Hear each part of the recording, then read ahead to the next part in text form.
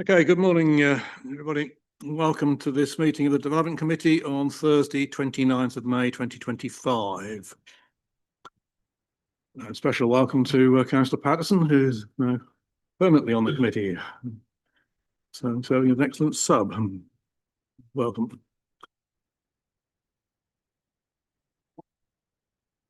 For those who haven't attended any of these meetings previously, members that make up the committee and make the decisions are centred in the middle. Public speakers will come to the microphone at the right. And any local members speaking will be over there. Officers, could you introduce yourselves, please? Good morning, everybody. My name is Jeff Lyon. I'm the Development Manager. Good morning, Claire Shopland, Democratic Services Officer. Good morning, Emma Hallums, Democratic Services Officer. Joseph Barrow, Senior Planning Officer. Fiona Cruxon, Solicitor to the Council. And finally, Russell Williams, Assistant Director for Planning. Thank you. Usual housekeeping issues. Please make sure you have mobile phones off or on silent. We don't expect any fire alarm test this morning, so if the alarm sounds, it is for real. Officers will guide you to the exits and to the meeting points out at the front on the car park or the rear of the flagpole. We will take a break after an hour and a half, depending on how the agenda flows this morning. And just a reminder to members of the public, please do not speak to committee members during any break. Could we have apologies for absence? None received, Chair. Thank you. Therefore, no substitutes. Item 4, minutes of previous meetings. You'll have noticed in your packs that there are the minutes of the meetings from the 23rd of January, the 6th of February, and the 2nd of May. I'm going to ask for any amendments, corrections, errors that have been spotted, particularly on the 2nd of May, as that's the one that will be more fresh in your memories. And you'll understand why it's been a delay in the production of minutes because of the rapid changes in staff and services. If there are no amendments, are we happy to accept these? Got a show of hands, please. Thank you. Item 5, items of urgent business. I have none. None received. Thank you. Item 6 is order of business. We will proceed with the business as per the papers. So item 7, declarations of interest. Councillor Patterson. Thank you, Chair. Yeah, disclosable pecuniary interest, item 11. You will be leaving the meeting for that item, will you? Yes. Any other declarations of interest? Thank you. Okay, we will move on to our first substantive item then, which is the return of Sheringham PF/24/1229, the retirement apartments on the Esplanade. Remind members, we had a very long and detailed discussion of this previously. When we get to debate, just please do not rehash the previous arguments. Bring new items to our attention, please. Thank you. Okay, so Watson, would you like to present?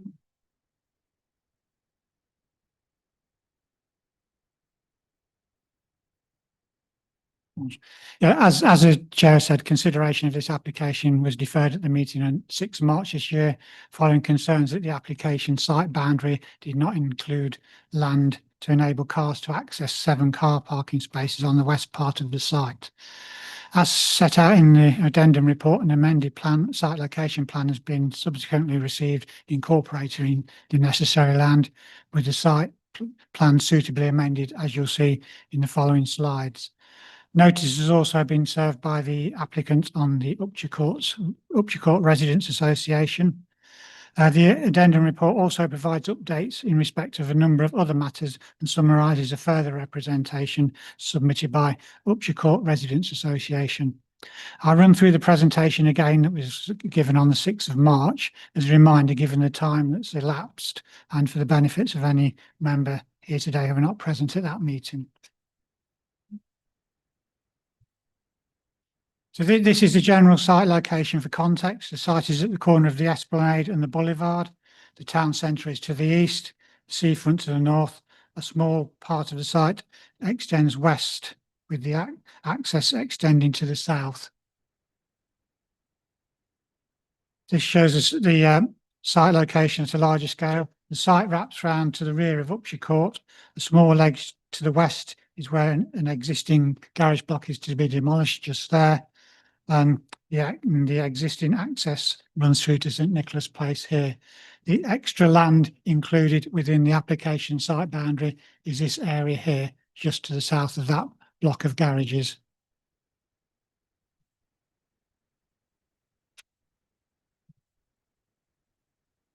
Now, with the site overlaid on the aerial photo, the main part of the site is compacted ground, stroke wasteland, an area of scrub, and the block of garages to be demolished, which is here. On this plan, I have indicated that that's more rectangle is the extra land that's incorporated within the site. This shows the site in the context of designated heritage assets. The original Sheringham Conservation Area is to the east, with the conservation area extension to the west. This wraps around part of the north side of the Esplanade and incorporates the Burlington, a 5-storey building, which I'm sure you all know what that is. The War Memorial on the roundabout is Grade 2 listed. So this is the existing site plan. Other than the garage block indicated, there are no other buildings or structures on it. To the west is a block of flats at Upshur Court that are set back from the road.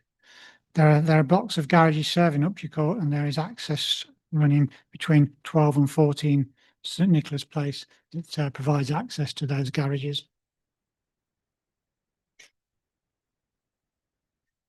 This is the proposed site plan. It shows the siting of the building with its longest frontage to the boulevard. It's set back slightly from the roadside boundaries along which there'd be planting. It cuts in slightly on the corner of the two roads, just there. It extends forward of the adjacent Upshur Court block.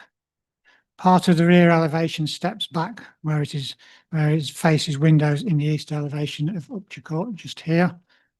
In this space, a small courtyard garden for residents is proposed, and there will be another small garden area here, just near the car parking. Parking would be to the rear, as indicated on the plan, and where the existing garage block here would be demolished. The orange dots show the EV charging points. And finally, the existing access is here. That would be upgraded, properly surfaced and widened within its existing boundaries. Again, the extra land that was not included within the site previously is here. So those car parking spaces can now be accessed.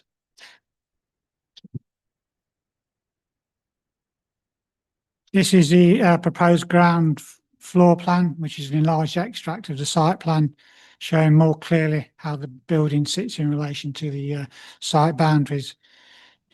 Shaded blue are the 1-bedroom apartments, purple are the 2 beds, and communal areas are shown in yellow, shaded yellow. The pedestrian access points from the boulevard and to the rear via the car park are denoted by the red-orange triangles. This is the proposed first floor. There are balconies to the flats fronting the boulevard and the Esplanade, as denoted there. There are a couple of setback sections to the elevation to the boulevard, here and here, to help break up the mass of that long elevation. The setback section to the rear continues from the ground floor. That is that piece there.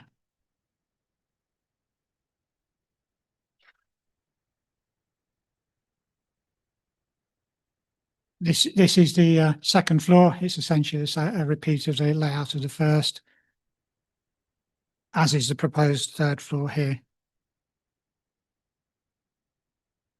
This is the proposed front elevation facing the boulevard, or the east elevation. The ground floor section would have a darker red brick. As you can see that the setback sections are finished in contrasting buff brick. These three here, with slightly lower roof levels. There are areas of brick detailing to the side of some windows, which is shown by these sort of slightly darker bits here. It also shows the projecting balconies, and in the top right hand corner there is the sort of hit and miss projecting brick detailing the stacked soldier course.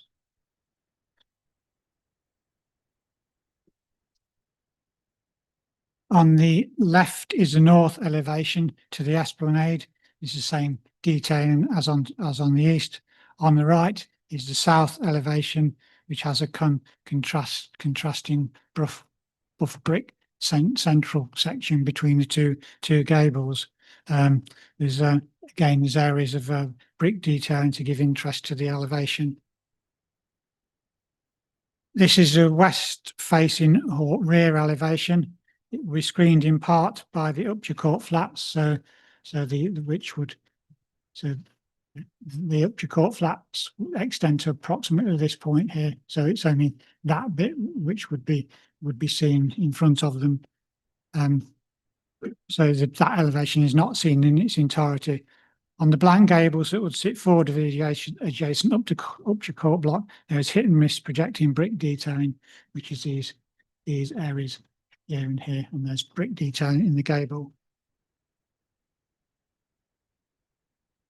There are two street scenes. This is the top. The top one shows that facing the esplanade and shows the height in relation to Upchur Court off to the right on that image. And then as originally proposed, the building had a flat roof. Amending it for a pitch roof has increased the heights in relation to the Upchur Court flats.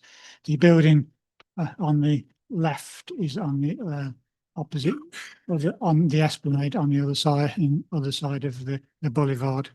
And this street scene all shows indicatively the treatment of the roadside boundaries. And the bottom one is the elevation facing the boulevard, or the east elevation.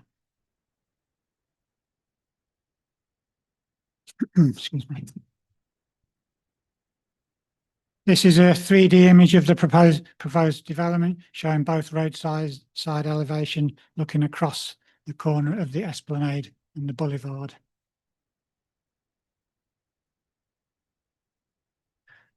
I will show these slides towards the end because they're in a separate file. Now turn to the plans and elevations for the development with extant permission, as set out on page 21 of the original report. This is not advanced as a fallback position, i.e. there is not a real prospect of the development being carried out if permission for the current scheme is refused, but it does set some parameters in terms of scale, height and massing, etc. This is the block plan of that part of Upchur Court with extant planning permission on what is the current application site. So the red lines that show the application site indicatively. This is where where Upchur Court currently finishes. This is the footprint of the building which has extant permission. The block of Upchur Court flats that was never completed. Comparing it with what is now proposed, it would similarly sit forward on the adjacent forward of the adjacent block of Upchur Court flats, just here. This has a slightly greater cutout where it faces the eastern elevation of those Upchur Court flats. There's a slightly greater cutout on the corner of the esplanade and the boulevard. The rear elevation is set back further from the side elevation of the adjacent Upchur Court block. The southern part of the block to the boulevard is set back just here, whereas the proposal is continuous. And this has a drive-through access from the boulevard to car parking at the rear through here, sort of centrally placed along that frontage to the boulevard. These are the elevations showing the extant permission. At the top, the elevation to the esplanade with the application site frontage annotated by the red arrows. So that is the extent of the front, this application site frontage to the esplanade. The adjacent block of the Upshur Court flats is here. That bit was all built out. At the bottom is the elevation to the boulevard. It has a distinct step, sort of roughly centrally. It's not clear how that was to be achieved as the site is gently sloping north to south. So it's not clear whether that was the site was going to be lowered or the ground made up, for example.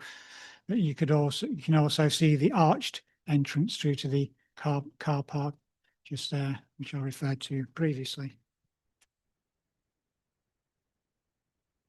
This is the rear elevation of that block. So that faces west. Again, you can see the arch coming through to provide access to the car park. Now turn to the site photos. On the left, we have the view of the site from the northeast side of the roundabout on the boulevard.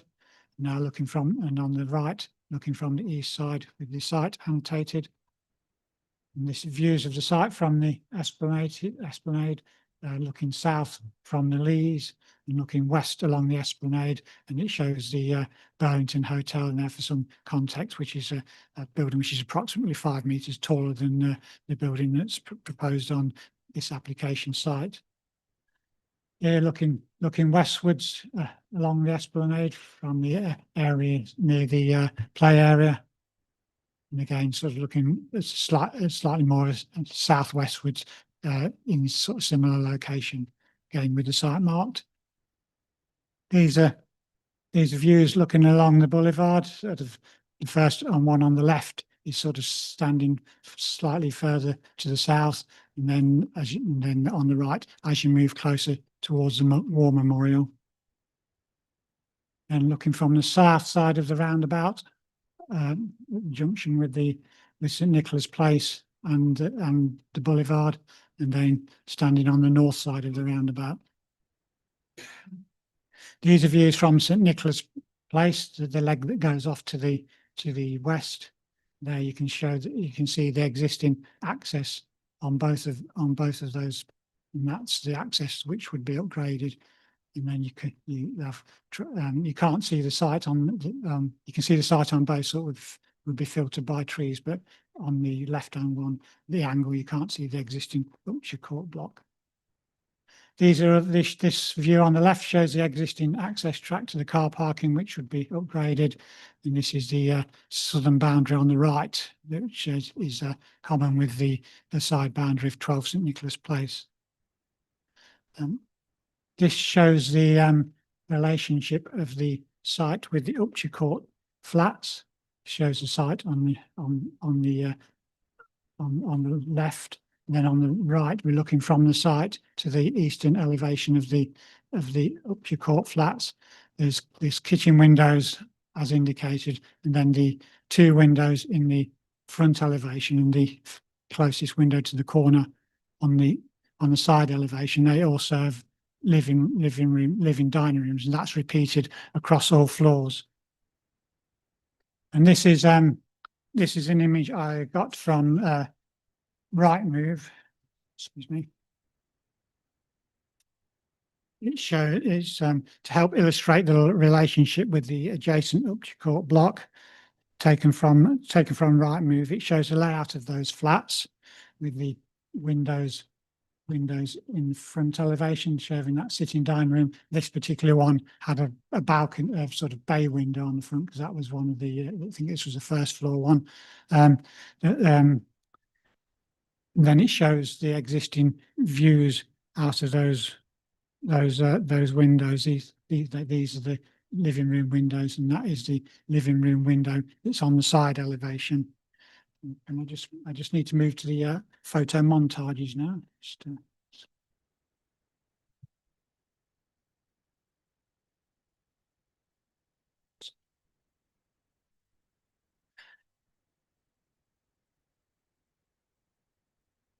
This is a series of photo montages submitted in support of the application showing before and after images of the development. This is looking along the boulevard from the esplanade as existing. That is with the building in situ. This is looking from the southeast side of the roundabout.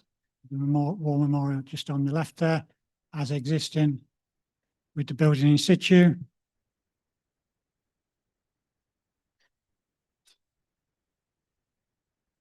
This is from the junction of St Nicholas Place with the roundabout. It's on that corner there as existing, oops, excuse me, with the building in situ.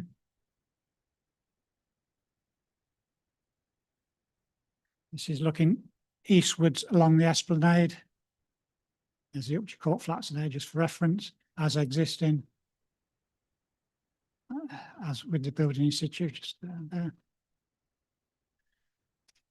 This is looking from the cliff top path near the model boating lake as existing with the building in situ. And finally, looking from the play area, the eastern end of the esplanade as existing with the building in situ. Just go back to the presentation.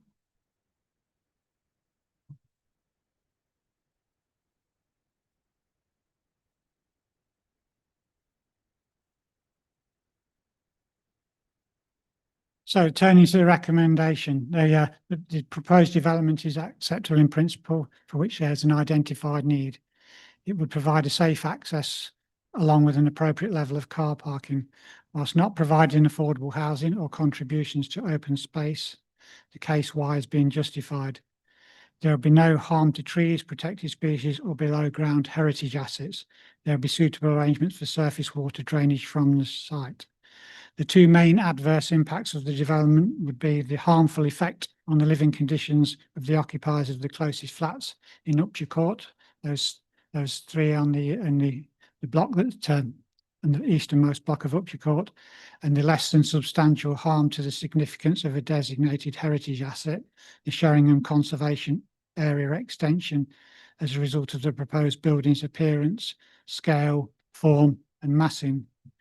As the council cannot currently demonstrate a 5-year supply of deliverable housing sites, the presumption in favour of sustainable development must be applied as set out on pages 38 and 39 of the agenda.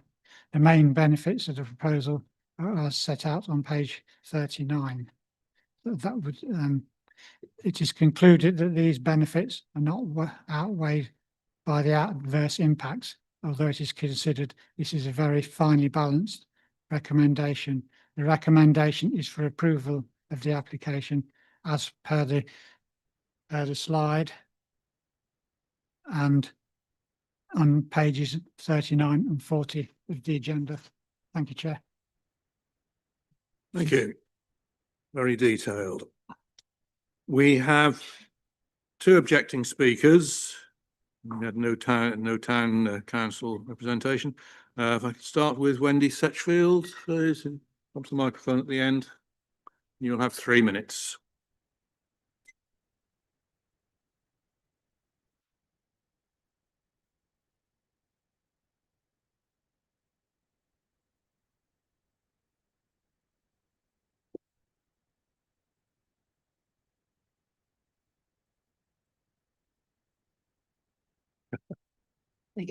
Thank you.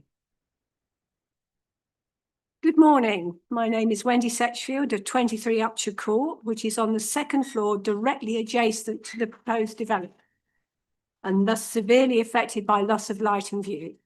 You will have seen the many submissions in the consultation process, including our own and those of our Residents Association, many objecting to the excessive scale, mass and inappropriate architecture of the proposed development, along with the attendant detrimental impacts to traffic and parking, etc.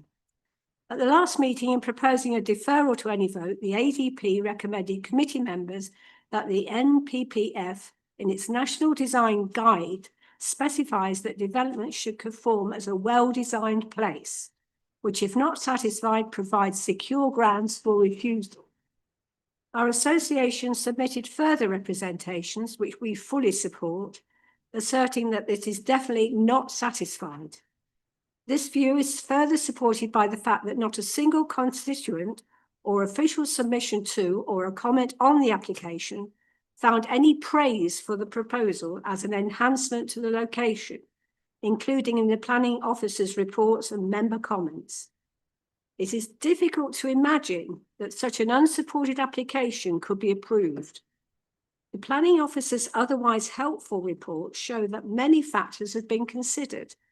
However, there is a gap in both his considerations and conclusions on the question of whether the development is a well-designed place. We believe the submission, conspicuous by its absence, would have recognised that fundamentally the development proposed is not a well-designed place, as is generally accepted and supported by clear and extensive evidence. Members will be aware of their duty to consider these factors in respect of this application. Indeed, the decision made should be sound, robust, and not open to challenge by way of an appeal. Notwithstanding, we are supportive of the site's development for 31 apartments, as we expected when we bought our apartment. However, the proposed building of 41 apartments is just too large for the site location, and members are encouraged to recognise this widely held community view. McCarthy Stone could reconsider their otherwise welcome application with fewer apartments of more appropriate scale and architecture with a sensible access, traffic and parking layout. Such a development would enhance, not mar, this otherwise attractive neighbourhood. We urge members to consider carefully all the information before them.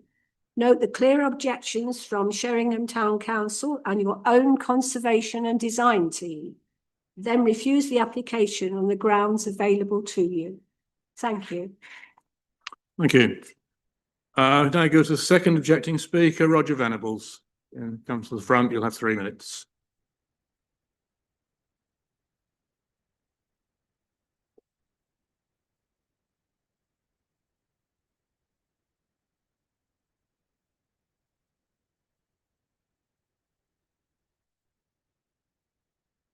Thank you, Chair. Good morning, everybody. I'm the joint owner of the flat above the Setchfields on the top floor at the eastern end of Upshur Court. But I'm also a director of the Upshur Court Residents Association, and because our views are aligned, I'm doing one presentation. Our first new point, Chairman, stems from the concluding remarks of Mr. Williams on March the 6th, who highlighted this concept that Wendy has already mentioned of a well-designed place. And we took that to actively say that if you judge that this is not a well-designed place, this is definitely grounds on which you could refuse permission. Having had this idea introduced, we decided to look at how our objections applied to the concept, what the interaction was between the two. And this resulted in the further submission that Wendy refers to. And our central contention at the head of that was and remains that the proposed development would not, if built, be a well-designed place, as covered by the NPPF and its associated design guide. We're not talking about negligent architects here, by the way. We're talking about matching specifications. We too have no objection to the site being developed for residential purposes, but we do want the building that goes in there to be consistent with the NPPF concept of a well-designed place. And a particular part of that is considering any adverse impacts on neighbours and the wider surroundings. We support the point that Wendy made about the fact that the planning department have not actually asserted that the development would be a well-designed place in NPPF terms. Our second new point is to suggest 2 example improvements that could make the development more acceptable, not only to us, but we think also to our neighbours in Sheringham. First is reducing the height. Frankly, in our view, there is no justification for allowing the building to be 2.5, very significant 2.5 metres higher than the extant permission. As you've heard, it adds greatly to the loss of light harm that would have been there with a flat roof. And it exacerbates the overbearing appearance. The solution in our view is to lower the pitched roof by 1 story height and put the top floor of apartments inside it as McCarthy Stone have done at their Beaumaris Court development nearby. Secondly is changing the location of the main entrance and moving it to the boulevard side of the development, because it would significantly reduce traffic on the acknowledged to be very tight rebuilt track from St Nicholas Way, because that would only need to be used for vehicles parking on the site, not for delivery vans, etc., etc. It'll also reduce the noise. So, Chair, we ask that the committee refuse the present permission being sought on the grounds that the development, if built, would not be a well-designed place in MPPF terms. But if you approve I'm this, gonna stop you there. You've had 3 minutes is up, so you must stop. We now move to supporting speaker, Rachel Clare.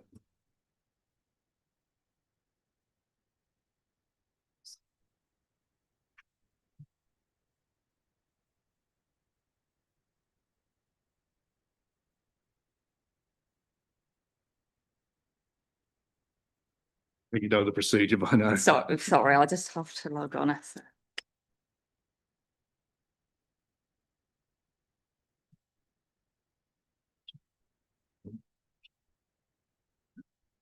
Yeah, you are able to take 6 minutes if there's been 6 minutes of objection. Okay, Should you need perfect. it. You can Yeah. be brief, it'd be appreciated. No, perfect. Right, good morning, everyone. So I'm the planning agent on the application. Just, I think, to clarify in the first instance that there has been some supportive comments on the planning file for this application, including from people that live in the adjacent Upshur Court. It's just a point of clarification there. So just moving on, I think we can all agree that the principle of development on this site is acceptable. So I really intend to use my time today just to ease some of the members' concerns within the context of the benefits that this scheme provides. So I think it's clear from the previous meeting that one of the primary concerns raised by the committee was the scale of the building. But members will be aware that this site, as outlined by officer, has an extant permission for a 4-storey building on it. In addition to this, the built form along the seafront ranges from 3 to 6 storeys. And the increase in the overall height of the proposals compared to that of the consent and the neighbouring Upshur Court development is simply a result of the introduction of a pitched roof, which has followed guidance from the council's design officer to make the building respond more sympathetically to the surrounding built form.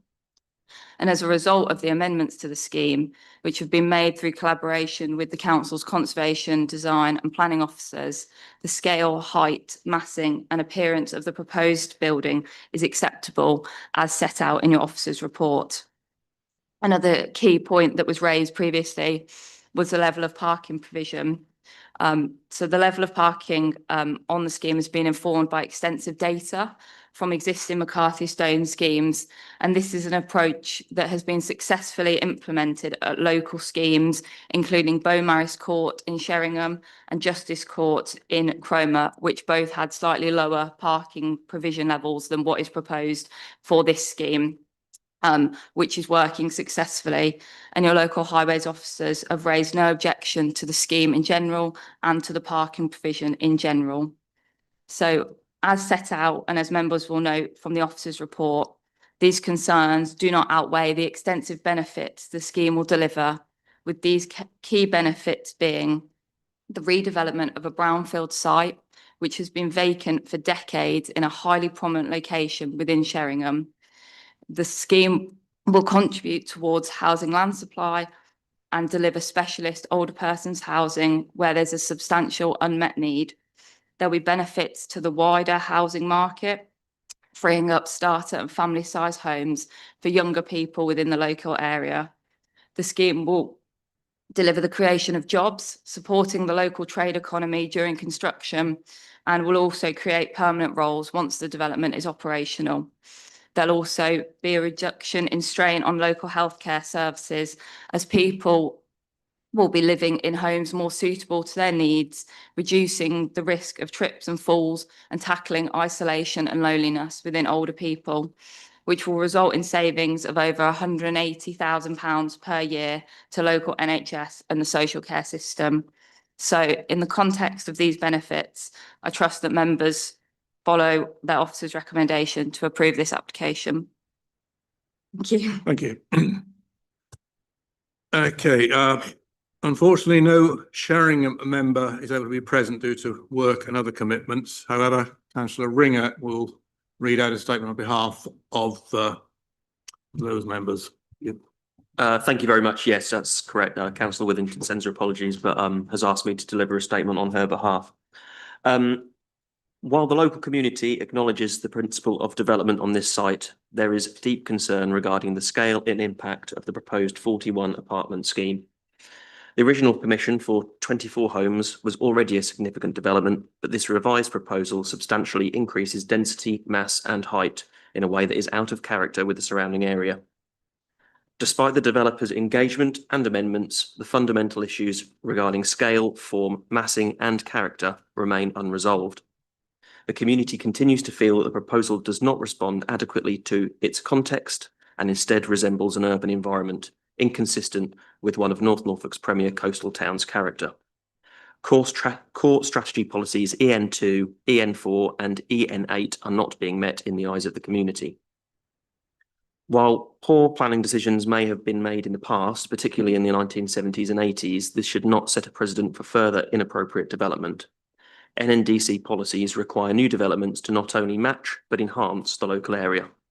Given the site's proximity to the conservation area and the conservation area extension, careful and appropriate design is essential. Many residents have pointed out that McCarthy and Stone is capable of delivering designs more in keeping with local character, as demonstrated in their South Street scheme.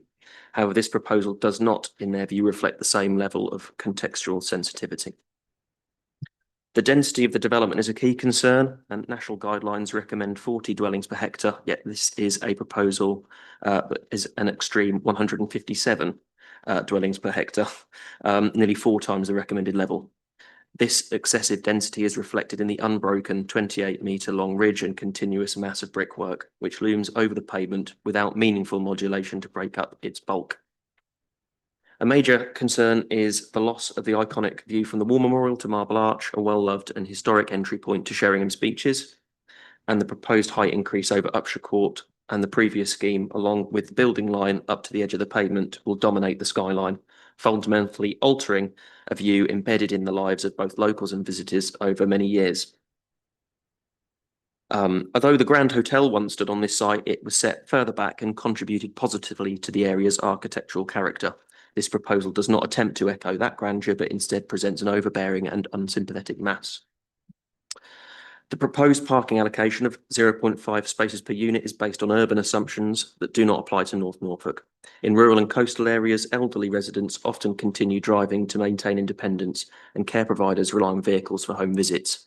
The lack of sufficient parking will place further strain on an already congested area. Local residents on St Nicholas Place and Links Road are already in discussion with Highways about the need for double yellow lines to maintain access for residents, emergency services and waste vehicles. The access from St Nicholas Place is also problematic, and even with proposed widening, it remains a narrow and difficult entry point. Resident surveys have highlighted existing congestion, particularly during peak tourist season, and visibility displays and turning circles are inadequate due to local parking pressures, directly conflicting policy CT5, which requires safe and convenient access for all transport modes. A drop-off point on the boulevard or esplanade is also unfeasible, as these areas are consistently filled with parked cars, and that situation is worse during the peak season. The mass and density of the proposal will have a serious impact on Upshur Court, particularly on its eastern end, where windows and outdoor spaces currently benefit from morning sunlight. This will be significantly reduced, affecting residents' quality of life. Additionally, proposed tree planting on the southern boundary may further impact natural light levels for Upshur Court, adding to the concerns of overshadowing and loss of amenity. The lack of Section 106 contributions is very disappointing, especially given the clear acknowledgement that future residents will rely on the Lees Gardens and the War Memorial as their primary green spaces. These areas require investment, and this funding would have been extremely beneficial to their maintenance and improvement. Furthermore, the absence of affordable housing provision is highly questionable, given North Norfolk's well-documented housing crisis. A high-density scheme of this scale should contribute meaningfully to addressing local housing needs. A library contribution should also be reconsidered given Sheringham's older demographic. The local library service it serves as a key hub for community engagement, social support and digital access, particularly for the elderly. Additional requests are that residents insist that a detailed construction management plan must be agreed upon before development begins, particularly regarding site location and building compounds, and liaison with Upshur Court Residents Association should be mandated in this process. And a reassessment of parking is needed.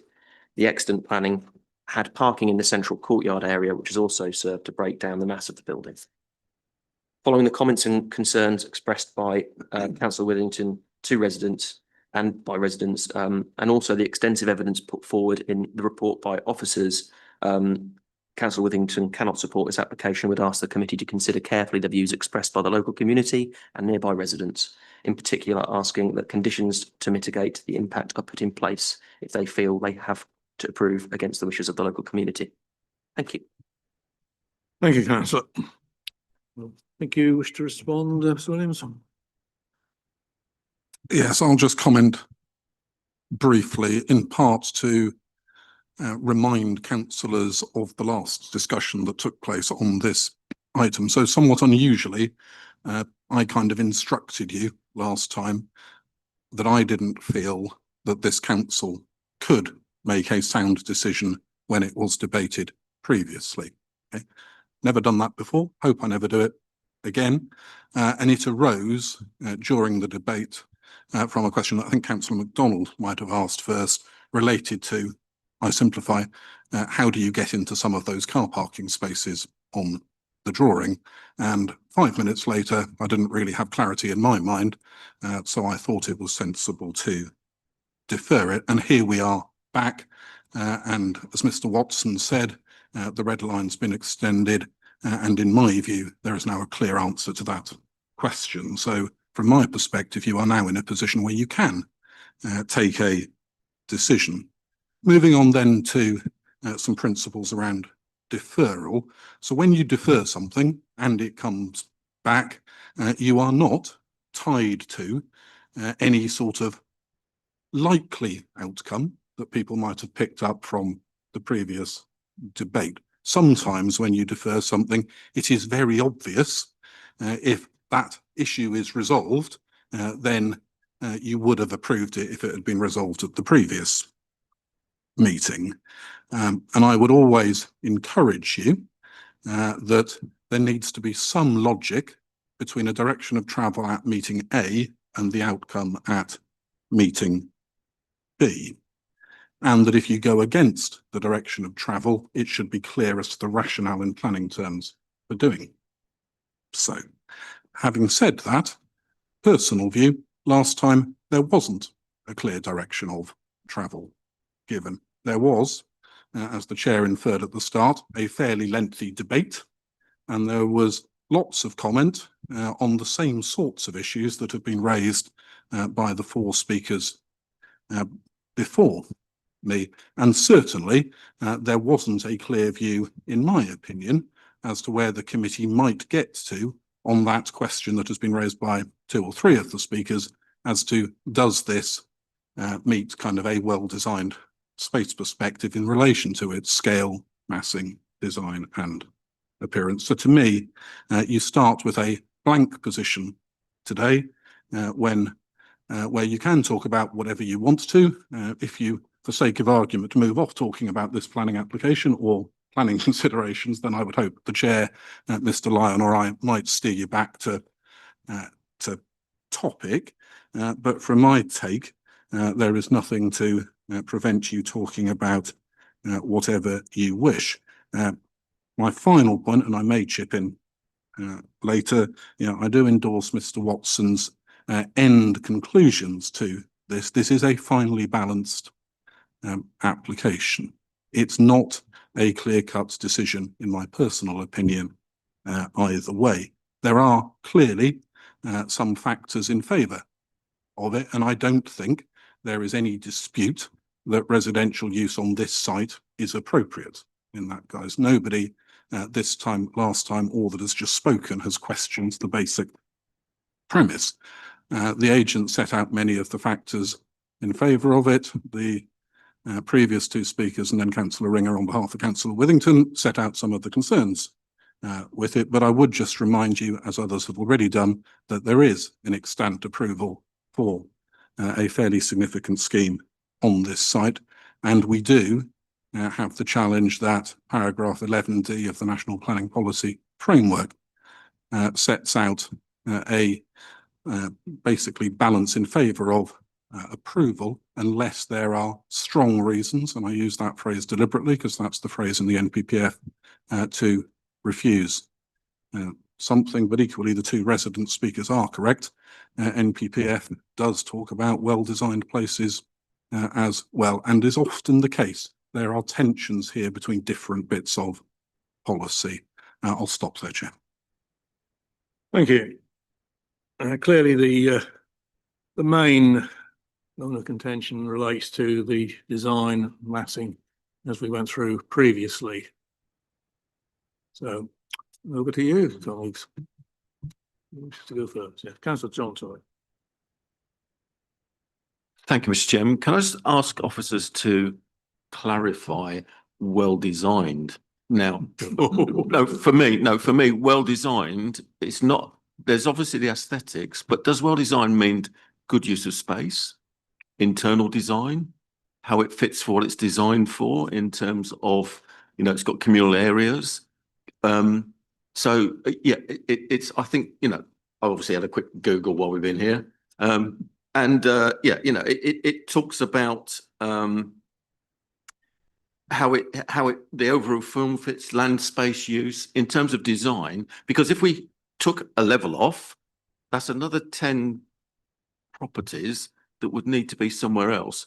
If, and that was my next question, there's an identified need. So are we making, does that well designed include all those aspects and not just the aesthetics? Hopefully that's clear enough for officers to give us an answer. Thank you. Who wants to take that?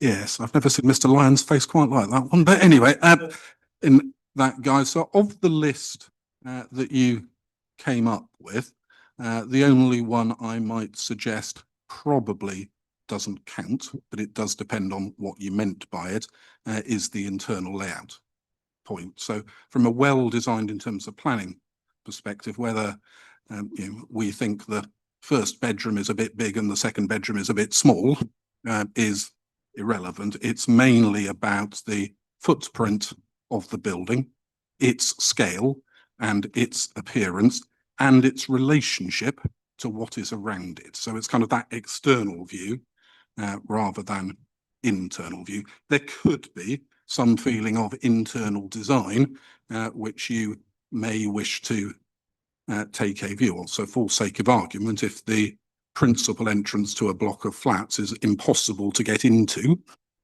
and then there is no space inside for anybody to, for sake of argument, meet their friends or whatever, then you might have a view. But generally speaking, it's the external component, not the internal component.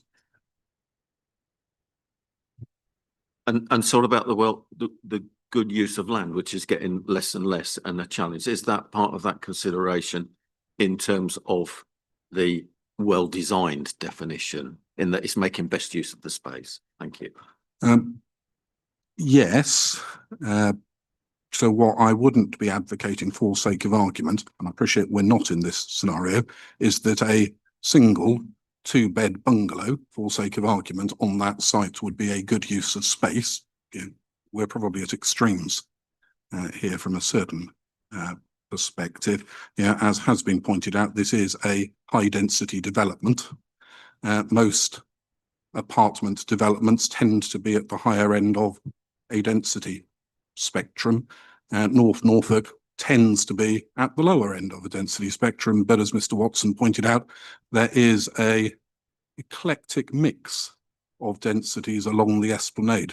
There isn't a standard design ethos in that part of Sheringham. Thank you for giving me the time. Final question. Yeah, no, it's just, I did put it in the early bit. So it was in terms of that density and scale, the identified need. I couldn't see a document that said, here's the evidence for the need. If we don't have it, that's fine. I just wondered, is there an identified need from anybody? There is in the planning policy framework, you know, it talks about, interestingly, what development should try and achieve, visually attractive, you know, the aesthetics, sympathetic to local character and history, establishing and maintaining a strong sense of place, optimize the potential of the site to accommodate and sustain an appropriate mix and amount of development. So that would be again on in terms of these and create the, you know, building needs to be safe, inclusive, accessible. And that, so there is this sort of broad aspect of it, sustainability and the aesthetics, and looking at the appropriate amount of mix and development to, you know, what it can accommodate. I mean, just linking this back to our own development plan policy. So our current core strategy policy design EN4, there's a couple of bullet points in there that probably sort of relate to the questions you're asking. So there's one on there that says that development should be suitably designed for the context within which they are set, and also ensure that the scale and massing of buildings relate sympathetically to the surrounding area.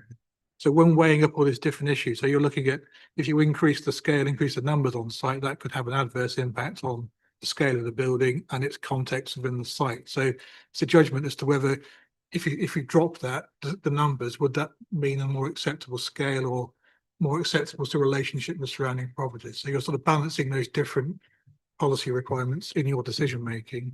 It's a judgment call for you. We've come to a view that on balance we think this is okay, but obviously you're entitled to come to a different view, weighing those issues before you.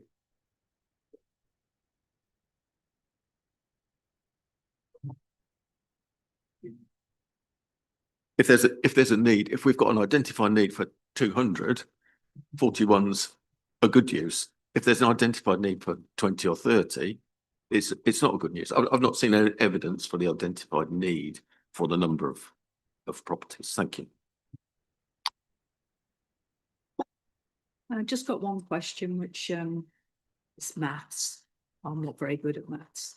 Right, okay, so originally when the hotel was demolished, after that, then it was said about building 55 units. So the calculation is 55 units, take away how many units there are in Upshur Court, sorry if I'm pronouncing that wrong, equals the remaining units to build. So can somebody answer me that? Because I don't know how many units are in the court. Because then I would have a question about why have we got 41? I can't give you the precise number, but the one, if the gentleman over there knows that, it's fewer than is now proposed.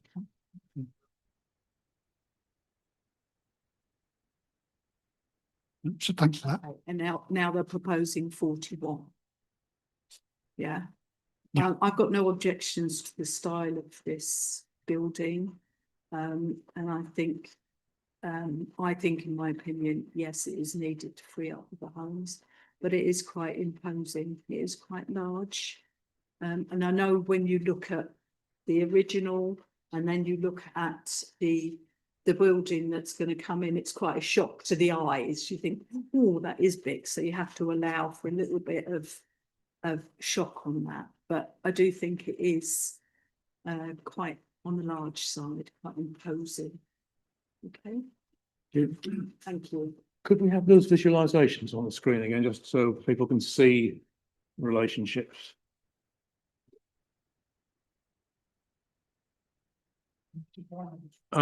Just leave them, just run through them up. We're having a discussion. It just helps understand the likely relationships, as well as these things are pretty good these days. Right. Anybody else wish to speak? It's Councillor Fisher. Thank you, Mr. Chairman, and thank you to all the people who've spoken before. I had reason to go quite close to this proposed building recently, and was surprised, in relation to our concerns about the access from St Nicholas Place. I was amazed at how wide St Nicholas Place is, which must help with turning into the new access, which although it's not very wide at the moment, does have a couple of meters of foliage and things. So I imagine from that point of view, and the thing that we were worried about last time, would be a reasonable access. So I've a little concern about that. But the thing that does concern me is the relationship, I think, between Upshur Court at the moment at the east end and the northern end of the proposed building, which does overshadow those windows. And that's the thing in my mind that I'm having to sort of wrestle with at the moment. And that's just my thoughts on this. Thank you. Mr. Patterson? Thank you, Chair. I can see this looks very finely balanced. How much weight do we need to put into our decision making over the lack of our plan? You're referring to a lack of the land supply. Yes.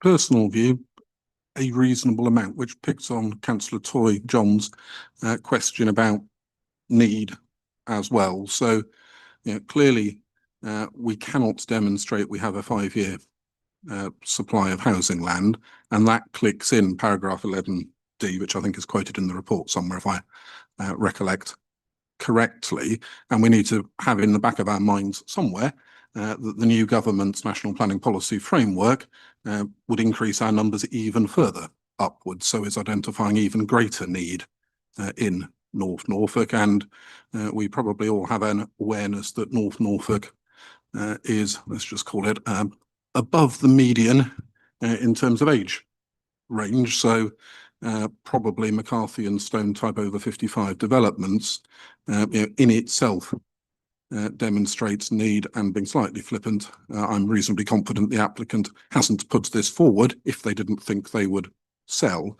The other bit comes back to something I said previously, is the latest version of the National Planning Policy Framework changed 11D, paragraph 11D of the NPPF, to say we'd need a strong reason for refusal rather than just a clear reason, which is what the previous version said. And in our view, and I agree with my colleagues, this is a fairly fine call, we don't feel the design concerns would get us to that strong reason threshold, but it is for committee to reach a judgment on that. I can't see a strong reason, or that, like I said, I thought it's finely balanced, so there isn't a strong reason. So I'm happy to propose the officer's recommendation.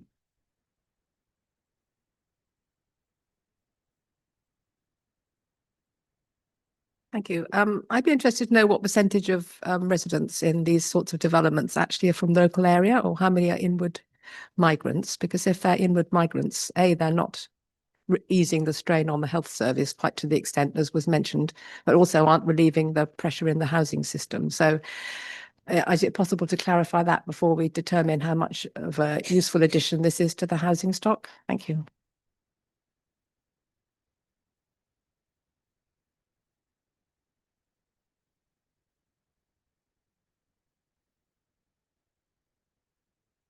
Wider public on the YouTube need to be able to hear what you say on that.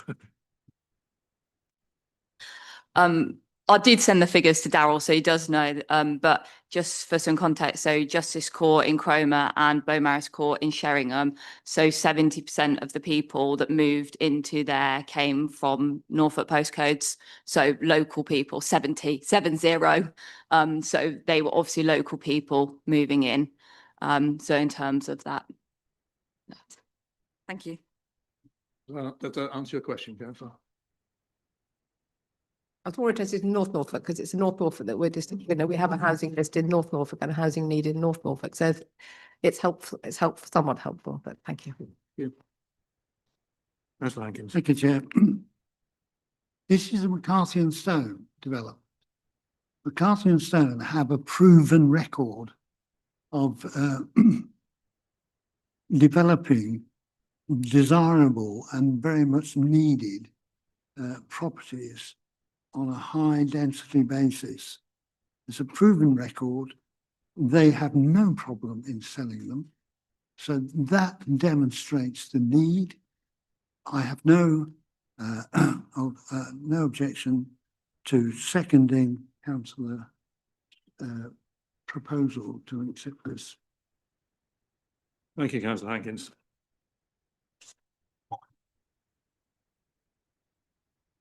Just an observation, I suppose. So councillors, when determining planning applications, are doing it on the merits of the scheme, not who may or may not build a development.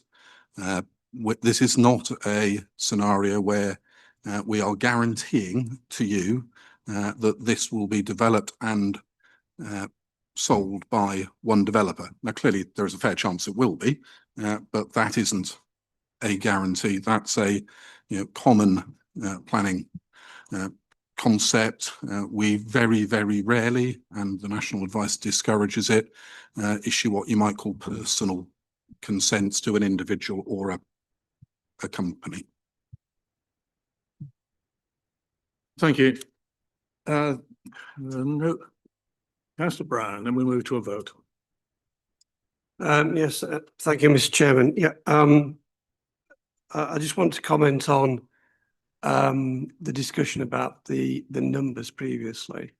I think back in 1977 or whenever it was, when the initial planning consent was granted for 55, we probably A, had a 5-year land supply, and B, perhaps a different need at that time for numbers.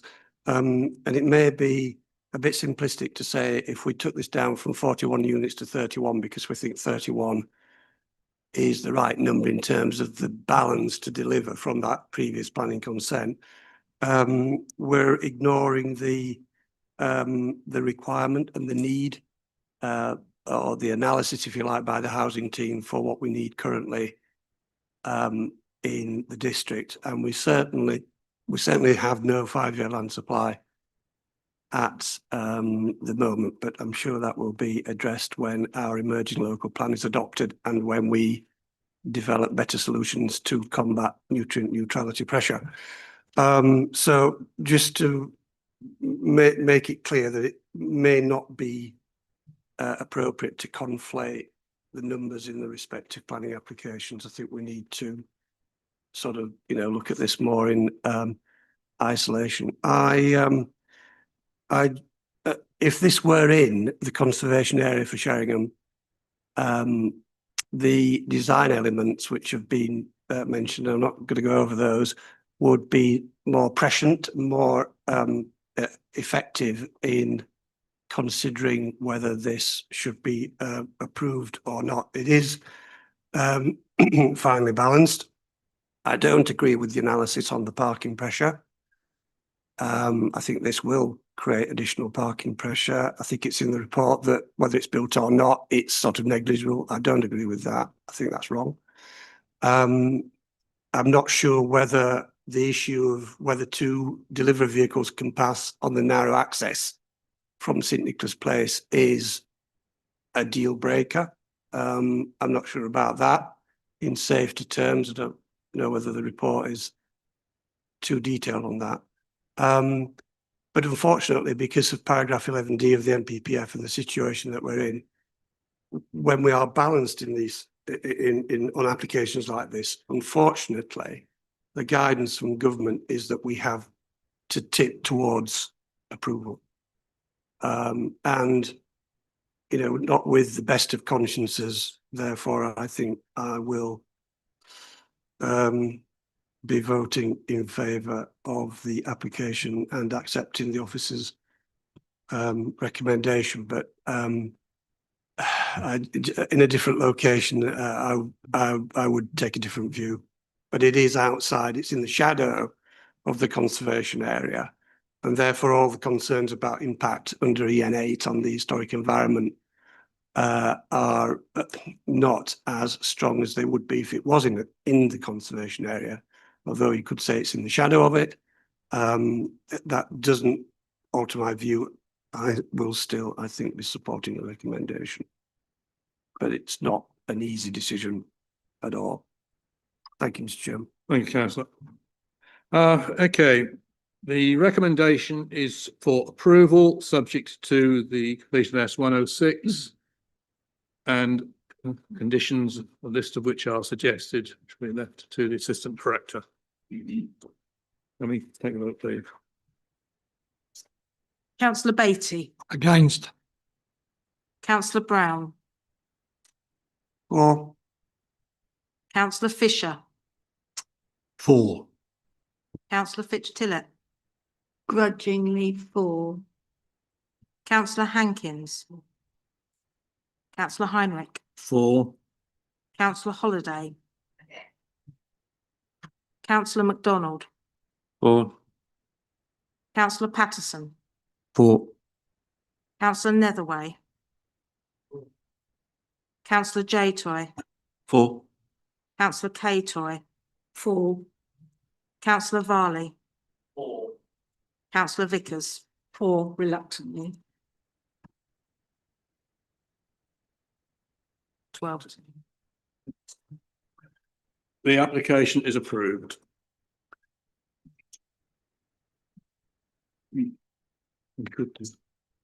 Yes. Yeah, as the next application taken would like to take some time, we'll take a 10-minute break now. So we can all be back around about 15:15, please.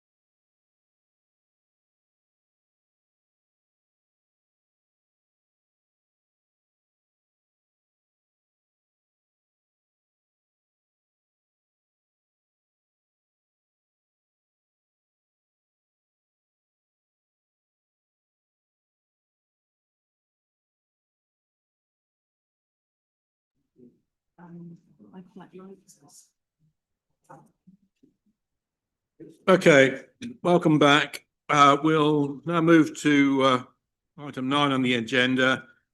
In Fakenham, it's the proposed swimming pool adjacent to the leisure centre. Thank you very much, Mr. Chair. Good morning, councillors. By way of providing a few small notes, I'm aware that you've all had circulated, or I hope you have all had circulated some a representation from the Highway Authority received yesterday. There are some concerns raised in there about the parking layout, as well as some conditions that would likely form, I suppose, some of the debate today. We do have some slides in there that consider that representation, and they will come forwards towards the end of this presentation. So I'll go through my presentation as normal, and then I do have a section that discusses the highway matters specifically. Also, one local representation from a member of the public was received, citing parking as a material consideration. That was also received yesterday as well. So there's an additional local representation on the file as well. So the application before you is for demolition of the existing pavilion building within the car park, an extension of the leisure centre, providing a 4-lane community swimming pool, 55 station fitness suites, and refurbishment of the existing studio spaces and changing areas. The location of the site is towards the northern edge of the settlement of Fakenham, just tagged on those map screenshots there, with the playing field of the dark green area to the north and agricultural land, albeit part of the site allocation, to the east. General location showing important considerations there. You've got the academy itself just over the public right of way. There is pedestrian access from the academy using that right of way to the sports centre building. Pavilion to be demolished in the centre of the existing car park, and the right of way and trap lane are highlighted for your information as well. So the site location plan, this does also have the proposed footprint of the building outlined. But you can see there the access goes just to the corner of Rudhamstar Lane and Field Lane, with the red line encompassing the leisure centre and its car parking area, as well as a small area to the north. The existing site plan, this will come up later, but also demonstrates the parking layout, shows the sports and fitness centre to the western corner of the site, the pavilion in the southeast corner to be demolished, as well as the parking area that surrounds that pavilion. The proposed site plan with, of course, the pavilion demolished, the extensions project into the existing car parking area on the eastern side of the leisure centre building, with associated pavements infrastructure, air source heat pump enclosures and the like. You'll also see the reinstatement and the development of an existing gravel overflow parking area to the north. Again, that will be discussed in more detail later on. Cycle parking is also provided to the south of the site there. The existing floor plan here, so you'll notice it's just the sports hall, fitness suites and changing facilities. With the proposed floor plan retaining the sports hall and studios with larger village change facilities, fitness suite with windows overlooking the car park and the pool building as well in the northeast corner. In terms of the elevations, you have the pavilion on here, which is to be demolished. Then you've got the asymmetric curved form of the existing leisure centre present there. Now moving through the proposed elevations, you'll note that generally the proposed form sits below that of the existing building with a flat roof design. You've got a white fronted elevation onto the car park with a large amount of glazing and the main entrance framed there. And then you have on the top image, the south elevation, which forms the enclosure of the car park. Again, a lot of glazing for the pool hall. And then to the bottom image is the north elevation, which is the rear of the building, which could be viewed from the playing field, although there is an elevation difference, which you'll see from the photos. So the front elevation here with the existing accessible car parking spaces in front of you, this would be approximately, in view would be the new main entrance and front elevation for the building. Rotating towards the north there, you would then see where the building would extend out towards where that red car is situated on the photo. The school entrance to the rear of the property, rear of the building, sorry, this is to be retained, which is an important part and consideration, and the relationship between the school and the leisure centre is an important one, which is preserved. All photos of that there for you, and the pedestrian access onto the public right of way for school access. Southeast corner of the site, you can see here with the pavilion on the right hand side of that photo as well. You've got container and shed space there, which is on the existing gravelled area. Rotating round to the right hand side, you can see the north elevation of the sports centre, and there's that subtle elevation change there with banking between the playing field itself and the leisure centre, which has just sat down a little bit. In terms of the site access, this is a photo here. You've got the school just to the left hand side, the right of way cutting between the two properties, and then you have the access to the leisure centre and trap lane on the right hand side of that photograph. Further demonstrating that, you'll see how the access itself, you join trap lane and then immediately turn off into the leisure centre itself. That access arrangement is to be retained.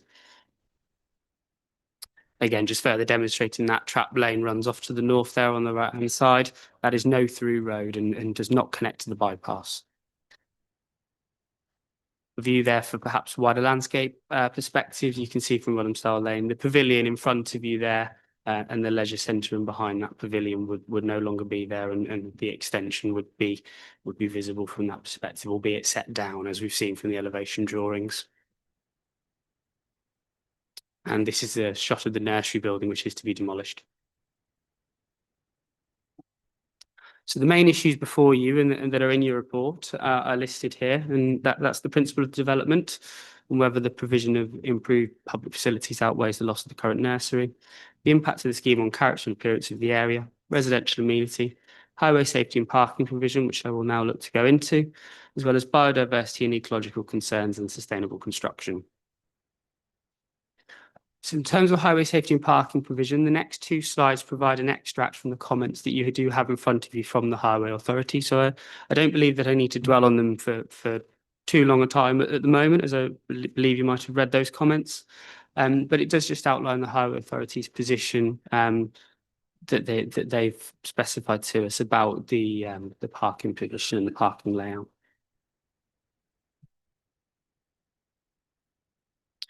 Just moving through for a bit of context as to the parking layout and the position we're in. When the building was first permitted in 2002, this is an extract from the 2002 officer report that was determined at committee back at that time. At that time, it was a deficient scheme in terms of parking provision, proposing 70 spaces on the layout that you do see today, although today the gravel overflow area is run down and is not used for parking at this time. At that time, 178 spaces were required, but officers at that time in 2002 were minded to recommend a departure from policy due to transport sustainability reasons and the loss of playing field. Both are very important considerations for the debate that you will have today on the very same matter. So in terms of the existing site plan, which is currently on site, I've earmarked where all of those spaces are. Important consideration is the disused overflow area to the north there. That in 2002 was specified to provide 20 spaces, and as things stand, it currently doesn't provide any. The scheme does reinstate that as part of the proposal and to look to improve that area as well. And then the proposed site plan layout that is currently specified, you'll note the revised layout with the absence of the pavilion and the 11 overflow spaces provided in that area that I've just talked to you about. We do have verbal indication that it would be possible to potentially get 16 spaces. That is an indication from the agent. That is not on the plan at the moment, but it is a possible layout change that you could consider today if you sought to. So in terms of moving through the actual the policy basis and how this site has evolved through time and its compliance with policy and its parking provision, as I've stated, in 2002, 70 spaces were permitted, but policy required at that time 178. As existing, the site provides 50 spaces. In accordance with policy CT6, our adopted parking standards, the requirement would in fact be for 80. So we have a shortfall at that time. As proposed, the layout includes 58 spaces. The County Council's adopted parking standards, which are referred to in the highways representation, states that 1 space is required per 10 square metre of internal public space for the swimming pool. That totals 40.5 total spaces. It then states for other sporting facilities that those cases are to be assessed on their individual merits and on a case-by-case basis, which is before you today to consider that in your debate and to take that decision. Of course, it must be considered that we have an extended leisure facility. There are also the pavilion would have generated some parking demand, as would the existing pitch. This is available on site. These are all important considerations which should weigh into your debate today.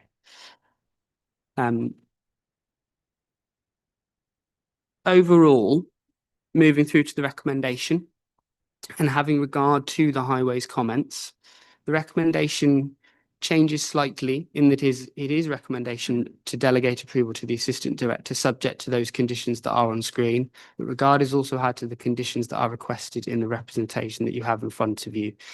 It is recommended by us that we would delegate to the Assistant Director to consider the final wording of those conditions as well. So those conditions are not guaranteed to be on verbatim, I suppose, is what I'm saying, but we would delegate back to the Assistant Director to finally confirm those. So that is the recommendation before you today, and I would welcome any questions.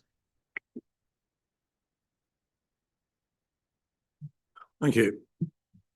We have no town council speaker. We have no objecting speaker. I understand a representative of the architect is present and will answer any questions but will not speak. So I move directly to local member, Councillor Cushing. Thank you, Mr. Chairman. I'm here today to declare my strong support for the application. The news that Fakenham will get a new swimming pool has been received enthusiastically by the majority of residents in the town, as it will deliver major health benefits for those living there and those in the surrounding areas. Also, it's the most significant capital investment that the town has seen for many years. In November 2020, the previous Conservative government announced that they are awarding a levelling up grant of 9.8 million for the swimming pool at Fakenham. The award was subsequently confirmed by the incoming Labour government, and it's been strongly supported by this council's Liberal Democrat administration from the outset. So it's one of those rare capital projects we've got, which has got wide political support across the spectrum.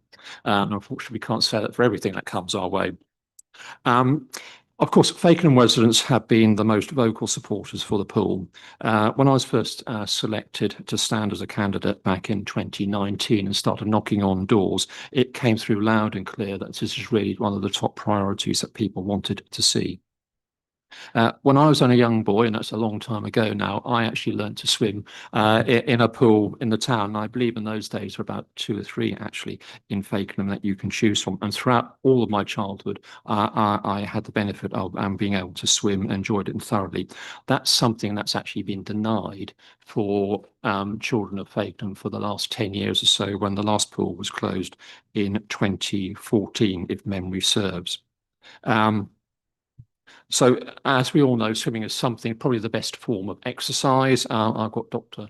Holiday in front of me, but anyone would know that it obviously improves endurance, muscle strength, cardiovascular fitness, heart and lungs, builds body strength, and also actually very good for people's mental health as well, in terms of doing that.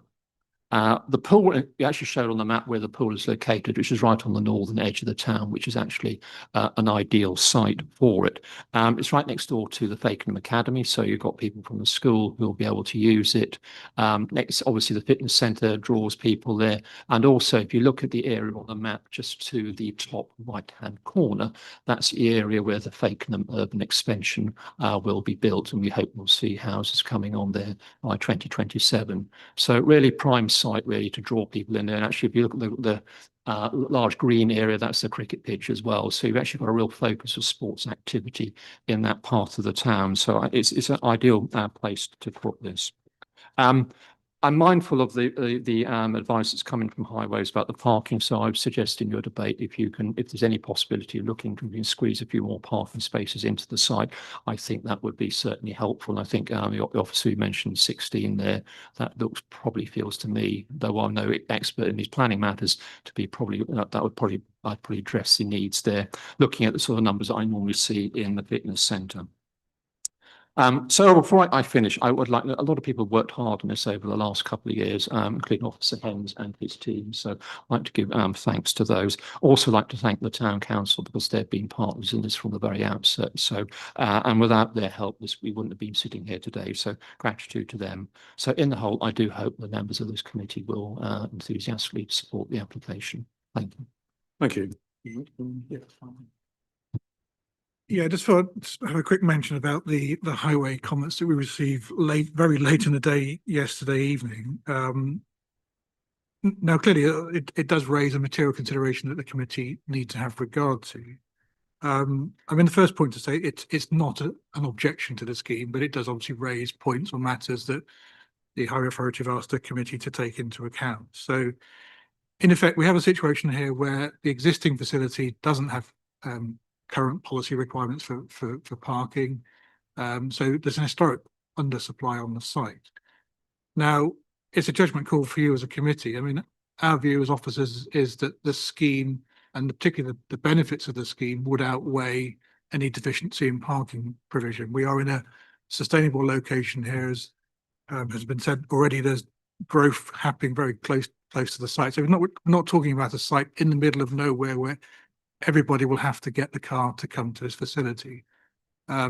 So in weighing up the highway concerns, we feel as the committee could depart from the Highway Authority advice. The standards that the Highway Authority referred to are the county council standards. They're not currently the standards that we have in the adopted plan, but the direction of travel is the new emerging plan will refer to those county standards. And as the officer already said, the parking requirement for the swimming pool is about 41 spaces. And then it's a judgment call about how many additional spaces do you need for the rest of the facility. And we've heard that there's a possibility to squeeze some additional spaces in. So I think on balance with those, if we can secure those additional spaces, I think that would go some way to addressing the concerns of the Highway Authority. I think that will enable you to make that decision to approve. And in any event, there are a lot of public benefits in favour of the scheme that would support a grant of permission. Thank you. Thank you. One of them would be that the local schools might be able to meet the national curriculum requirements. People swim 25 metres. I doubt many can manage at the moment. No pools available to them. This would resolve that. Also, just enjoy the parking. I think of Victory in North Walsham, which I'm sure would not meet the current requirements in terms of its parking, but the car park's never full. Yeah. Well, apart from people parking to avoid the station charges. But, okay, Councillor Patton. Thank you, Chair. I really don't think we should look a gift horse in the mouth here. Learning to swim, the relationship with the school and the general fitness for the town should outweigh the parking provision, especially as you mentioned, Victory. The times I've taken the children swimming to Victory, the car park, I don't think is even half full. So therefore, I'd like to propose the officer's recommendation. Thank you. Thank you. Councillor Vickers. You made a very good point, Chairman, about the infant school and junior school and the secondary school, which all joined together with Fakenham councillors and councillors whose wards adjoin Fakenham, like Councillor Hankins, to write to Angela Rayner when this was hanging in the balance, with begging her to give us this to confirm the grant offered by the previous Conservative government. So I fully support everything that Councillor Cushing says. I think this will be a huge benefit to Fakenham. It's a long time coming, and I'm very happy to second Councillor Patterson's proposal. Thank you. Councillor Fitch-Tillett. Yes, thank you. Is there public transport provision easily accessible? So I believe there's a number of bus stops adjacent to the Fakenham Academy that Some of them are school bus routes. There is also then a bus route which uses North Park and Field Lane, which connects into Burnham Market and onto Wells, I think, as well. Otherwise, my understanding is they're a little bit perhaps further field, site towards the town centre. Okay, well, that's going to alleviate the parking problems, isn't it? And I cannot emphasise the necessity for people learning to swim. I don't know if you saw the news just recently, but Norfolk had more drownings than anywhere else in the country last year.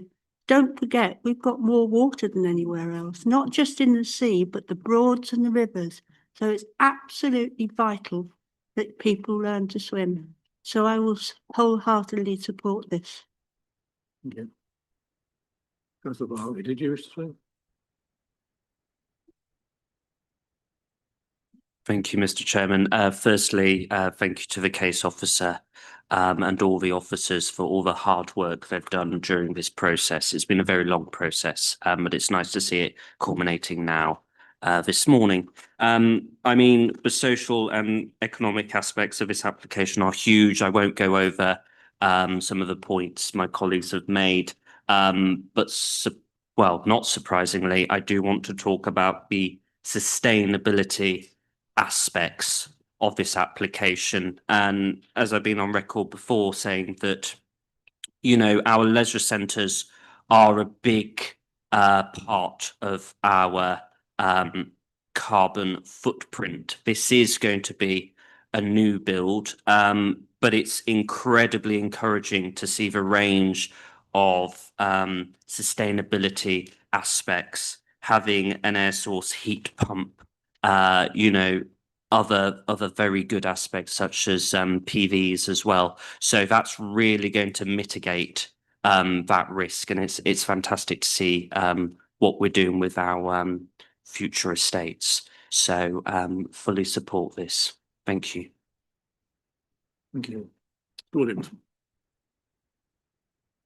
Slightly strange here. I'm almost going to ask a question of Councillor Patterson here, which is almost the wrong way round. But we've heard some debate about the car parking numbers and a suggestion that there is potential for a further 5 to be secured, which clearly increases the numbers. I just would like clarity as the one who might be delegated stuff here as to whether I'm required to condition in some guise or get agreements to those additional 5, or was your proposal based on the first number?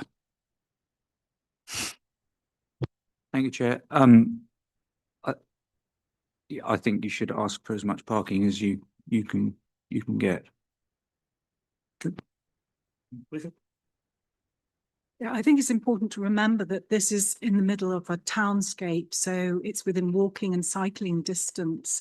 While I'd be happy to see more parking spaces if Mr. Williams can get them, I wouldn't want that to be a set condition that could thwart an otherwise excellent proposal. Okay, so I will take that as seek to secure the additional spaces if it can be feasibly done within the red line, but it's not a over our dead body scenario. That's another way. Then we go to a vote. Thank you, Chair. Could I ask to see the photograph again where you've got the green area behind the proposed build? That do? Is that part and parcel of the leisure centre? If so, is it used for football, rugby, cricket? And if so, are the numbers that are going to be involved, because one assumes you're going to have clubs, teams travelling to Fakenham to play Fakenham, where are they going to park? So as things stand, that is classed as playing field provision in the eyes of Sport England. The only organised pitch of note of any quality on there is a cricket pitch. Having visited it, it is of particularly poor quality, but it is a cricket pitch, and Sport England are giving it weight as a cricket pitch and as a worthwhile facility. That does have some material weight in terms of the parking considerations, but generally at the moment it is laid to grass and is a playing field. There are currently no other sports teams that I know of that use it, and yeah, that's the fullness of that situation. Good. Okay, does anybody else have anything additional to add? We will go to the vote. Proposed by councillor Patterson, second by councillor Vickers. The recommendation is for approval, subject to conditions to be agreed by the Assistant Director. Councillor Beatty. Councillor Brown. For. Councillor Fisher. For. Councillor Fitch-Tillett. For. Councillor Hankins. Councillor Heinrich. For. Councillor Holiday. Councillor MacDonald. For. Councillor Patterson. For. Councillor Netherway. Councillor J Toy. For. Councillor K Toy. For. Councillor Varley. Councillor Vickers. For. It's unanimous. Approved unanimously. Thank you. We'll now move on to agenda item 10, South Rainham, ground-mounted solar PV and battery storage for agricultural business. That is, no. Hello. When you're ready, Mr. Watson.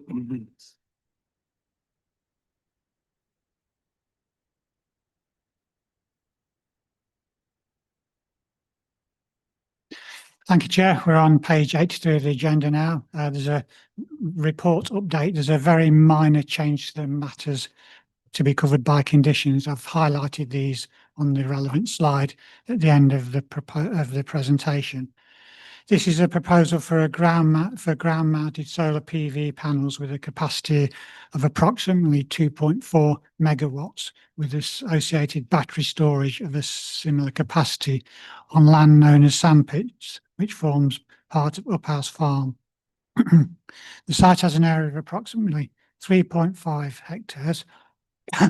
Excuse me. Whilst there have been no representations or objections received from consultees, a committee decision is required because the Constitution does not allow for applications for solar development of this capacity to be determined under delegated powers. The development would generate and store energy for the use of Uphouse Farm, which is to the west of the site, as you'll see in the slides. The farm is an established large-scale poultry business and supplies several leading supermarkets. The PV panels and batteries will be connected to the farm where a number of large poultry houses are located. The supporting design and access statement explains that whilst the farm already has some solar installed, this is not sufficient to power the site entirely. The batteries would allow for the storage of excess energy that would otherwise be lost and provide energy security when output from the PV panels is lower due to weather conditions or overnight. It states the owners of Uphouse Farm are committed to reducing their energy usage and moving to a low carbon energy self-reliant future. So turning to the slides, this shows the general location of the site indicated by that red star.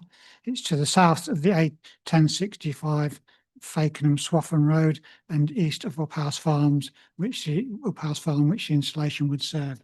That is the poultry sheds can be seen on that plan, a small area of which are in Breckland district. You can see the administrative boundary runs through the southern group of buildings. This shows the site location edged red on a more detailed Ordnance Survey map. Uphouse Farm is to the west, as you can see. This is showing the site location on an aerial photo.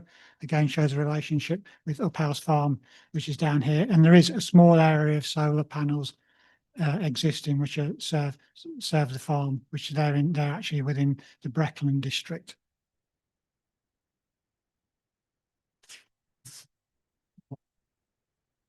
This shows the site in relation to the closest heritage assets. In this case, they are Grade 2 listed buildings. The one identified as number 1 is within Uphouse Farm and sits within the context of groups of large poultry sheds. The other is some distance away to the north in South Raynham. This is just to show that the site is not within an area at risk from surface water flooding or flooding from rivers, as those constraints sit outside of the site. There is an area of ancient woodland to the northeast of the site, as indicated by the cross hatching. This woodland would not be affected by the proposal. This slide shows some of the surrounding context, shows the development closest to the site, which is, as you can see, is pretty remote in this respect.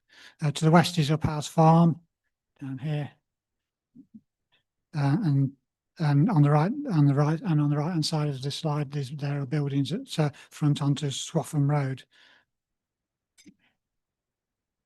This shows the number of views of the immediate area close to the site. The arrows indicate the direction in which those photographs was taken. And as can be seen, there's not actually much built form surrounding the site. It's certainly quite a rural location. These are just a few photos of views towards the site, again, as indicated by the arrows.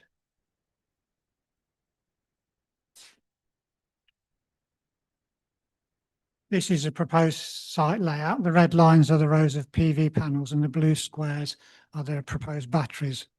The blue line, the faint blue line, is the cabling back to the farm buildings.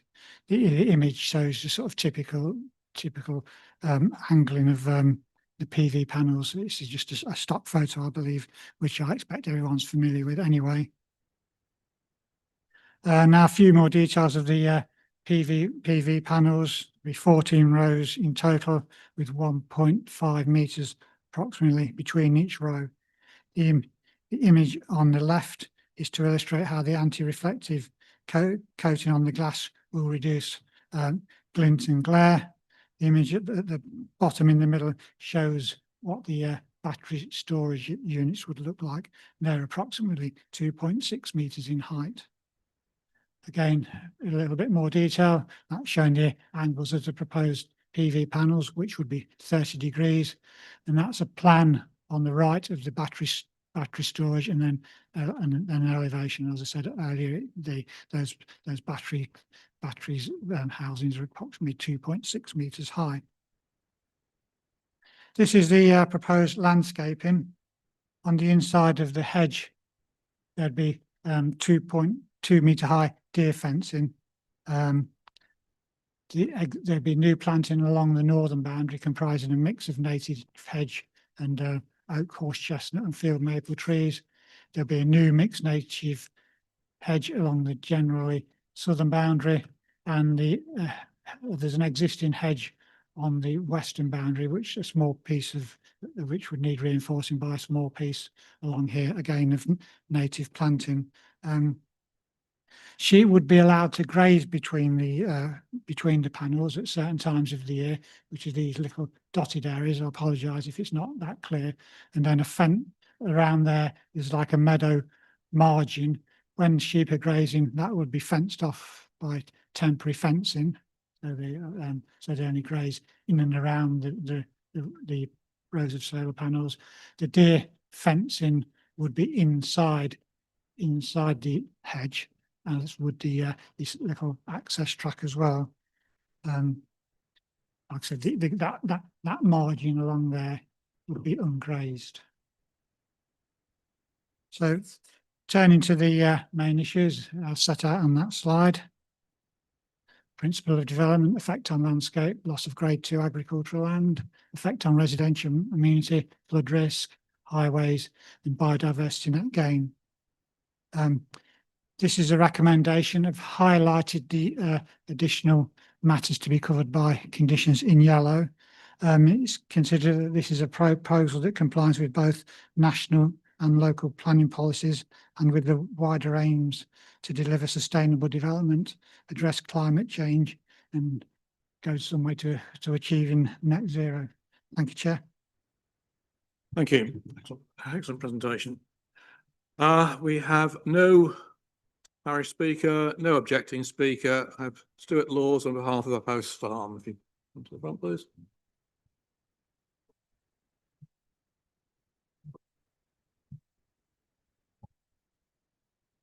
Yeah, 3 minutes.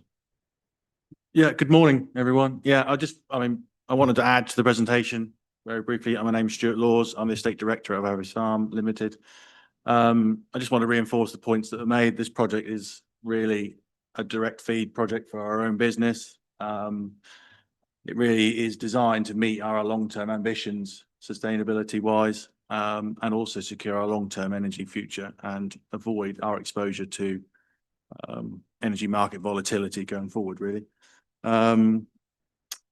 One thing to add is it only uses 1% of our available land area to achieve over 75% of our self-sufficient energy production. So that was just a point I would like to have added to, you know, in the wider context of solar PV arrays. As mentioned, we already do have existing renewable portfolio, including roof and ground mounted arrays, as well as a biomass heating system. But this project is certainly designed to, you know, certainly extend that requirement and our demand for energy in what is a high energy use system, really. So that's really all I had to say. We welcome the committee's decision, and hopefully it follows the recommendation for approval. Thank you. Thank you. Councillor Patterson. Thank you, Chair. Uphouse Farm is known as a progressive family farming business, and energy costs are substantial and volatile. And I think this is a well thought out scheme that makes it a win-win for the business and for the wider sustainability as well. Thank you. Councillor Varley. Thank you, Mr. Chairman. And thank you to the case officer for the comprehensive report this morning. It's fantastic to see an application like this. As I was talking about the sustainability aspects of the previous application, this now relates to our other net zero target, and that is the wider district net zero target of 2045. Now that's 98 or 99% of overall carbon emissions. So we as an organisation can do very little but inspire and facilitate good net zero sustainability practice. And the way I see it this morning, we would be facilitating by giving planning permission to allow sustainability for this farm. So I second this application, Mr. Chair. Did you actually propose? Oh, did you not? Sorry, I thought you did. I thought you did. I'm happy to second. I'm happy to propose. Yeah. But yes, I'm incredibly supportive of this. I think it's fantastic to see this come before us this morning. Thank you, Mr. Chairman. I would tend to agree. I mean, my only concern is it's another nine acres or thereabouts of good land under these things, but and again, it will be used for grazing. So, Councillor Vickers first. You've read my thoughts, Chairman. I mean, I agree with Councillor Patterson. It's a well thought out scheme, and Councillor Varley has said all the good reasons, but for promoting the scheme. But I'm so worried that Norfolk is going to disappear under a carpet of solar panels. Talking to councillors in other wards, it's happening. In other districts, it's happening all over Norfolk. And as you say, losing arable and grazing land. The only comfort I gain from this particular application is it's only 1% of their land area. Thank you. Councillor MacDonald. Hi, yeah, I agree and I'm all for it as well, but I believe that's the reason why the panels are raised, so it can be still used as grazing land, which is very positive in my opinion. Councillor Holiday. I think food security is equally important as energy security, and I think the loss of agricultural land is very sad, actually. Did you say that it was going to be grazed under in its entirety, or just the edges with where the wildflower meadow had been planted? And then I'd like to get on to what's the landscape mitigation, because there's quite a lot of landscape harm for this. And it says in the landscape report it's going to be 5 to 6 years before the hedgerow actually gets to a size when it will mitigate the deer fence and the solar panels. Thank you. And respond to both together, please. Yeah.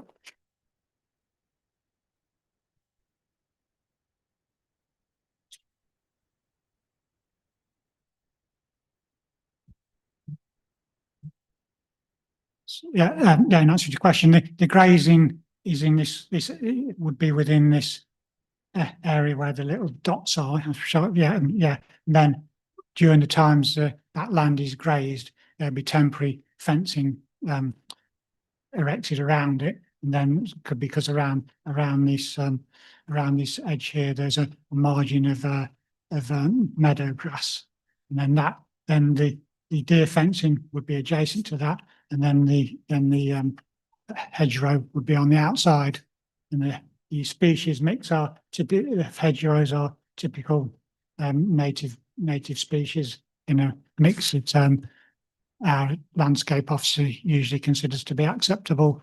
But obviously the planting will take a little while to establish, but overall that would mitigate any landscape impacts. Thank you. You satisfied, Councillor? Is there a sort of a planting scheme so that it's guaranteed, the planting's guaranteed for time period? I think it's still going to look very harsh to begin with, even though the hedgerow has been planted. But what happens if they all die from drought? Yeah, Jeff, just remind BNG biodiversity net gain will apply as well. So there will be a requirement to carry out the planting, maintain it, and then replace any that dies or becomes diseased, etc. within over a 10-year period. Thank you.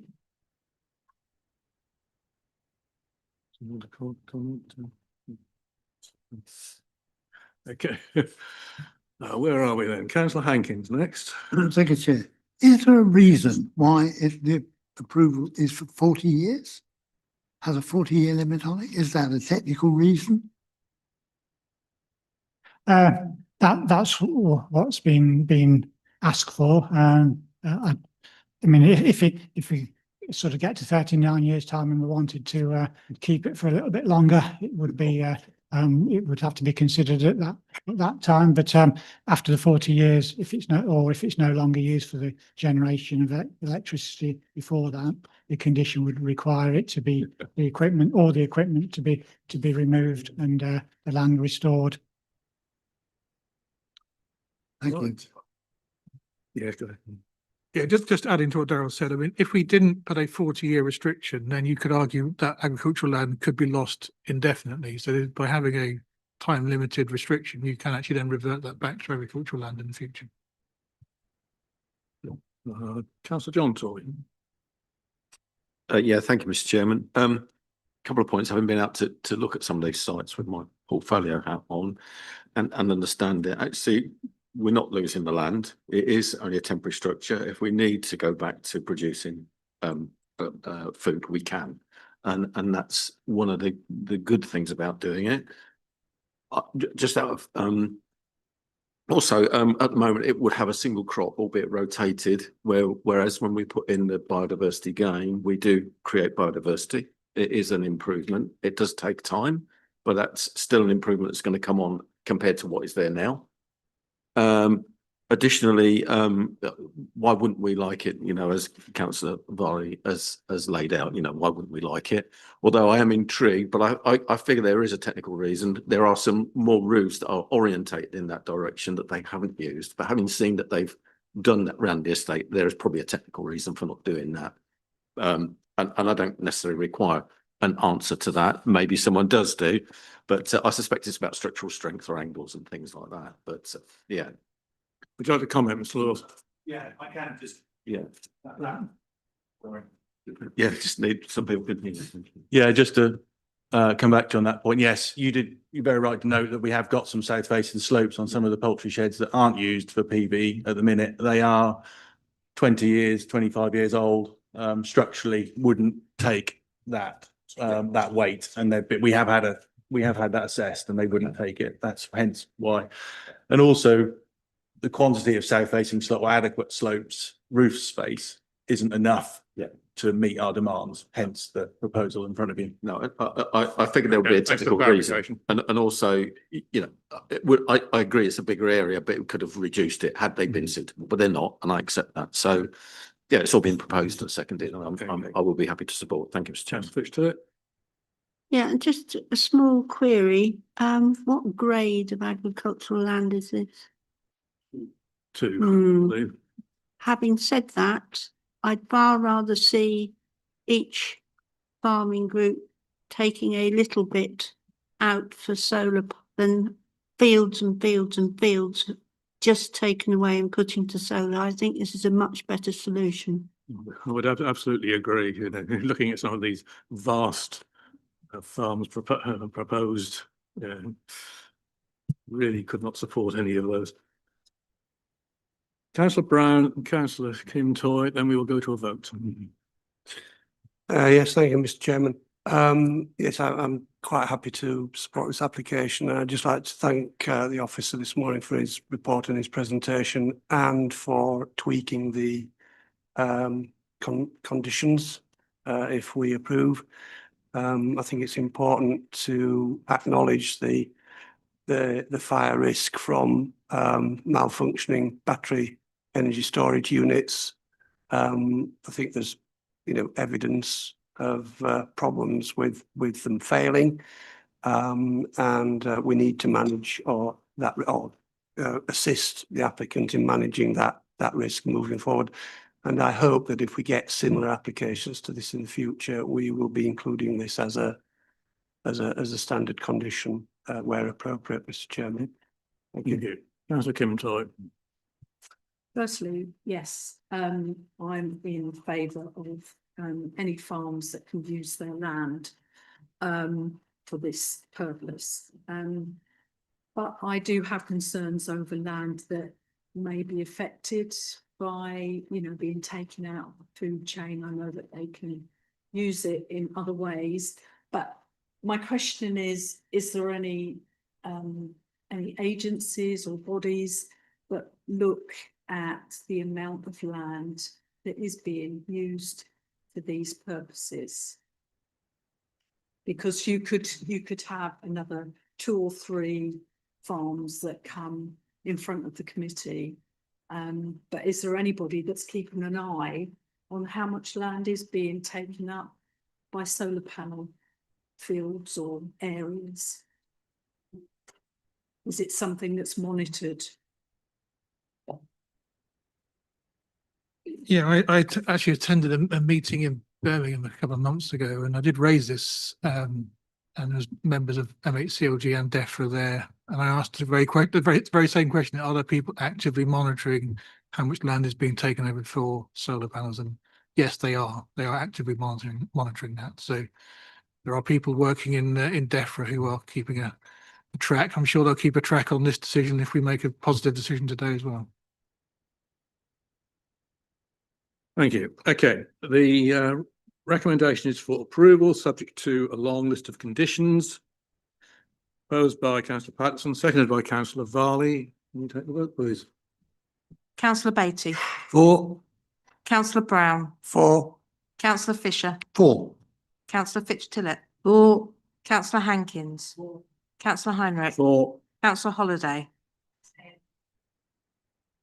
Councillor MacDonald. 4. Councillor Patterson. 4. Councillor Netherway. 4. Councillor J Toy. 4. Councillor K Toy. 4. Councillor Varley. Councillor Vickers. Abstain. 12 with 2. It's 12 with 2 abstentions.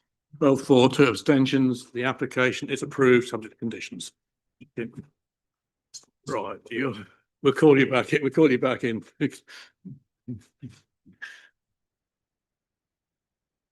Okay, yeah.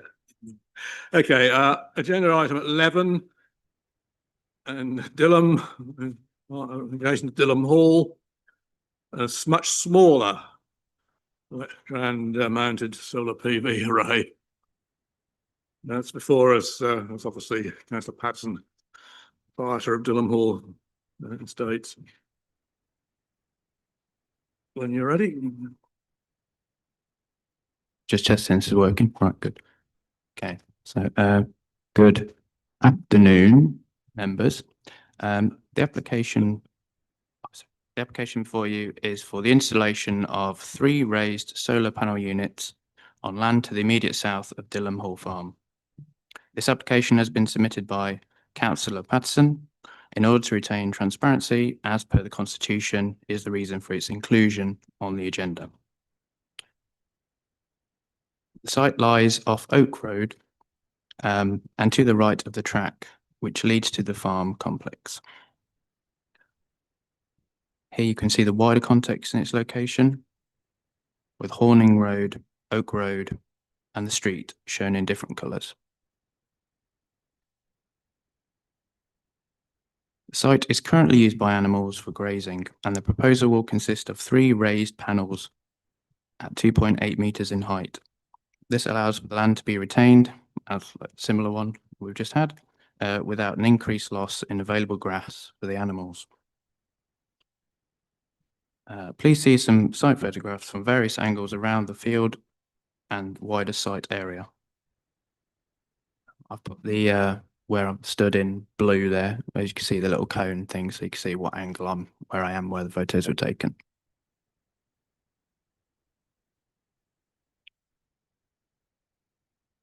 This is in the field itself, to the north. Given the wider landscape impacts, in conjunction with the surrounding trees and hedging, part of the recommendation includes a condition to retain the boundary at a 1.5 height minimum. And the final photo shows the site in context to the telephone masts, which extend along the north of the site into the distance. So you can see how the, it's within that copse of trees there. So that's the wider landscape. To conclude, the following recommendation is as follows. Time limit, according to the approved plans, retention of the boundary hedgerow at 1.5 metres, compliance with the National Joint Utilities Group standards during installation, that's for the benefit of the trees and hedgerows, and similar to last one, remove of arrays if no longer needed, so that the field can return back for grazing and all the equipment removed. Thank you for your time. Okay, thank you.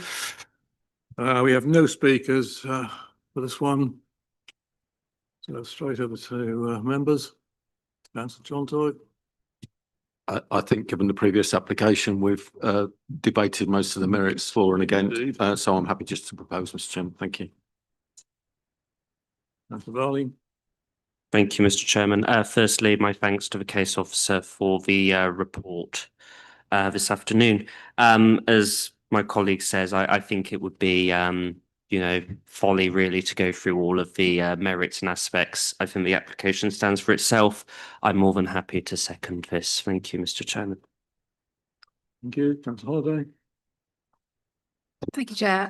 The arrays are 2.8 metres and the hedgerows 1.5. Is it not going to be somewhat visible? Thank you. The 1.5 was the recommendation of the landscape officer for the benefit of the wider landscape, but obviously the 2.8 is all the way down the track within that complex anyway, so it's just for the benefit of just keeping that wider landscape sort of clear from a distance, really. I know the area. I can confirm it's quite an isolated location. And I believe the height is to do with grazing cattle rather than sheep. One of the many activities of farms in that area. Councillor Brown. I'm going to stand back from this at the minute. I was going to second it, Mr. Chairman, but Councillor Varley very kindly beat me to it. But I'm quite happy to support this application, Mr. Chairman. Councillor Netherway, then we go to a vote. Okay. Okay, then, proposed by Councillor John Toy, seconded by Councillor Adam Varley. Recommendation is for approval, subject to conditions. Take the vote, please. Councillor Beatty, For. Councillor Brown, For. Councillor Fisher, For. Councillor Fitch-Tillett. For. Councillor Hankins. Councillor Heinrich. For. Councillor Holiday. Councillor MacDonald. For. Councillor Netherway. Councillor J Toy. For. Councillor K Toy. For. Councillor Varley. Councillor Vickers. For. That's 12-4 with one abstention. The application's approved. If someone could get Luke back into this. And you will depart.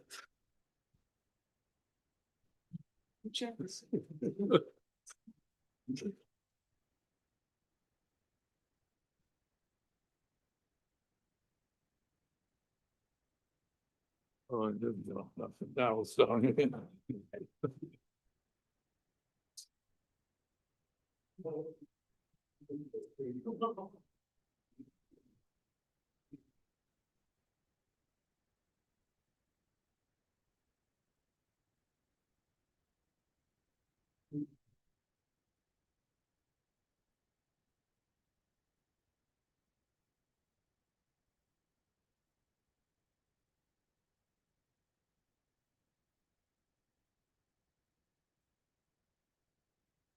Okay. It was approved, by the way, I haven't been told. Right, we come to the final decision item today. Hempton PF/21/3314 in demolition of existing building, 3 new 2-bed dwellings. Mr. Watson. Thank you, Chair. This is an old application that's been delayed by neutrality. If you're wondering why, it's got there's a 21 date on it. I'll turn to the slides. We're on page 101 of the agenda. This first slide shows the general location of the site. Sheriford Road here, and that's the site, is to the west of the A1065 that sort of runs through the settlement parish of Hempton.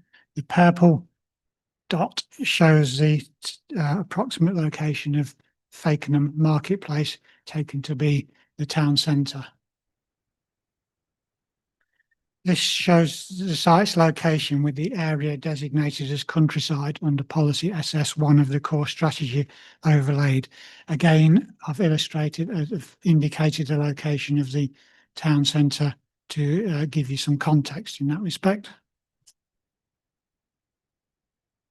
This shows the site with the Hempton Conservation Area overlaid on it. So there's a strip on the western side that is not actually within it, where the existing sort of workshop style building is located.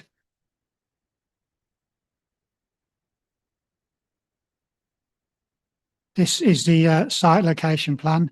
There are dwellings to the east, number 13 Sheriford Road, and the west, number 19, and there are also dwellings along the southern side of Sheriford Road and also on fronting the A1065. To the south is the H. Bannon premises, which are agricultural merchants, and their site is accessed from the A1065. This is the aerial view showing the context of the site in the context of that existing ribbon of development extending westwards along the south side of Sheriford Road.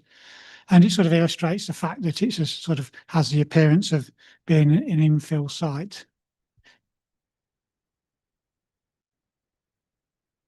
This is the existing site plan showing the 2 dwellings to the east and west of the site, the position of the existing workshop building, the existing concrete surface driveway and access, and then there's a garage that sort of adjoins the rear boundary of the site, but is not actually within it.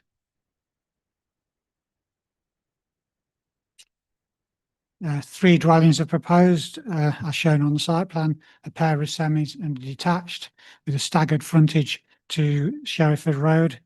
to reflect the sort of dwellings close to the back edges of the footway to the east. This is a sort of terrace of older dwellings, and then the more mid-20, then setting back to the line of the more recent sort of mid-20th century development to the west.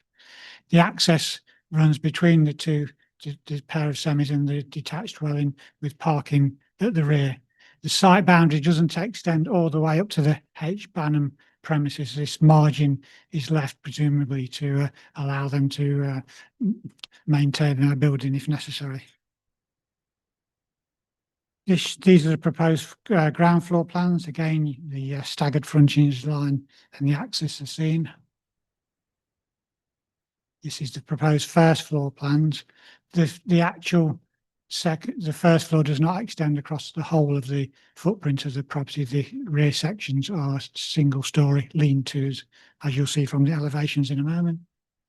And then for completeness, this is just the roof plan. Again, you can see these are the ridges of the main part of the roof, with the single story rear extensions on single story rear sections on the back. This is the proposed front elevation or street scene to Sheriford Road. You can just about see the outlines of the properties to the east, number 13, to give it some context in terms of the height. They're the two-story terraces, and then number 19, the bungalow to the west. These are the proposed rear elevations. The access would be here, and then the single-story rear sections that I referred to. These are the proposed side elevations. The images on the right show the respective side elevations facing the adjacent properties at number 13 at the top and number 19 at the bottom. The first floor windows in those elevations would serve bathrooms, so could be obscure glazed. The next few slides are views of the site. On the left is the southwest part of the site. The garage indicated is that one I referred to, which is just outside the site. On the right is the northwest part of the site, where you can see part of the existing workshop building, and that's the roadside boundary with Sheriford Road there. The site also extends beyond this fence where the vegetation is. On the left is the southwest corner of the site. The site wraps around the front and side of the smaller building in the centre of the picture, this one here. On the right is the west part of the site, and you can see part of the existing building and 19 Sheriford Road beyond. So you're sort of looking due west there. And I forgot to mention on that shows the left-hand photo shows the existing buildings on the H. Banham site. Then that's the rear part of the site. It doesn't extend all the way up to that building with the margin left that I referred to. And then that's the western edge of the site with that garage that's just outside it.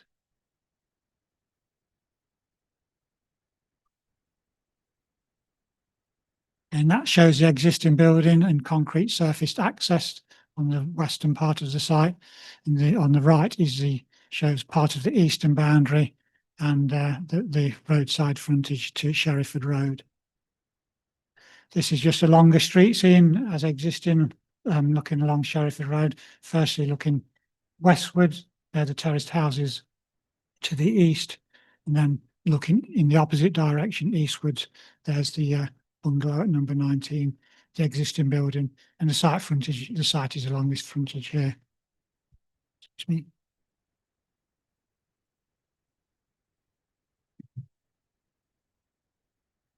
These next two slides show the relationships with the properties that adjoin either side of the site. This is the side elevation to number 13, which faces the eastern boundary of the site. And this is the side elevation of number 19, which faces the west boundary of the site. Now, just these few slides are to sort of illustrate the bit in the report which talks about the sort of walkability to Fakenham town centre. There is a Sheriford Road's here. There is a crossing point of the A1065. It's not controlled or anything, but there is that central refuge that shows shows the approach to it. It approach to Sheriford Road if you're travelling back towards Sheriford Road, and that is in the opposite direction if you're travelling to cross the road to head towards Fakenham. That shows the sort of pedestrian route to Fakenham. The crossing is there, and then it involves this section here involves crossing Hempton Green, where there's an unmade and uneven path, and it is unlit as well. And until you get to close to the settlement boundary, which is here opposite the access to the race course, and there's no footways along this section either, although you're on a road there. So this is a summary of the main issues. The main one being whether the location of the site is suitable for new market dwellings, having regard to accessibility to everyday local facilities and services by a range of modes of transport. The recommendation is the proposal is acceptable in compliance with relevant core strategy policies other than in terms of its location. So being a proposal for new market dwellings in the countryside, it is contrary to the core strategies, spatial strategy set out in policies SS1 and SS2. As we heard in relation to the Sheringham item, because the council cannot currently demonstrate a 5-year supply of deliverable housing sites, these policies are considered to be out of date. So in those circumstances, paragraph 11D of the NPPF requires that planning decisions should apply the presumption in favour of sustainable development, as explained on page 114 of the agenda. With regards to that paragraph, it is considered there are no strong reasons for refusing this particular development. Applying paragraph 11D2, the proposed development can be acceptable in all respects other than in principle because of the site's unsustainable location. So this identified harm needs to be weighed up against the benefit of the proposed development. The main benefits are similarly set out on page 114. And on balance, it's considered that they outweigh the adverse impacts of the development when assessed against the policy in the NPPF taken as a whole.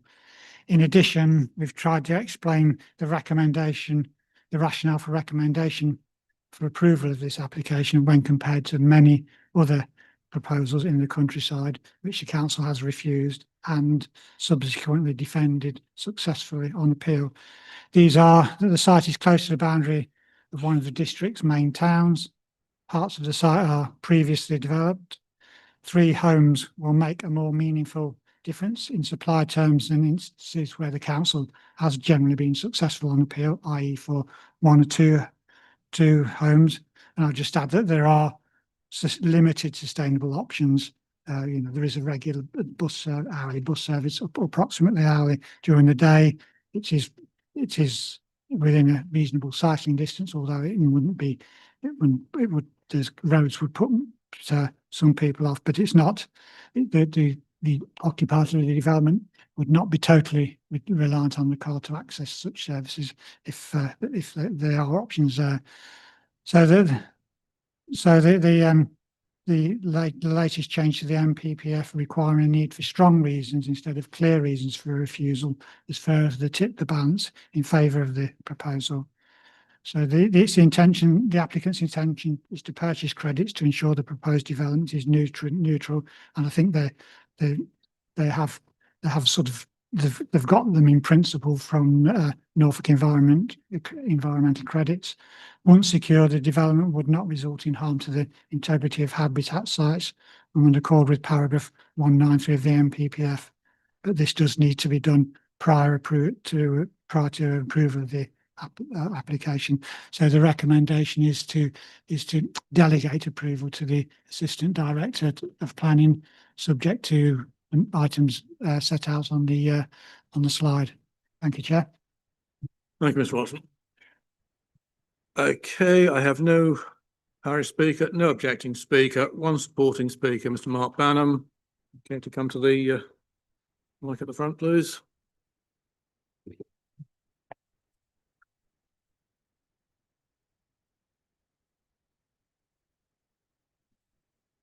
Good afternoon, everyone. Thank you for the opportunity to let me speak today. I'm Mark Banham, the applicant. My family business, Bray Merchants, we've been on the site south of here for about 65 years. We haven't had the application, or haven't had the site for the application for that long. And you can see in the planning history, there was planning granted by a previous generation. And I'm unclear why this was not built through at the time.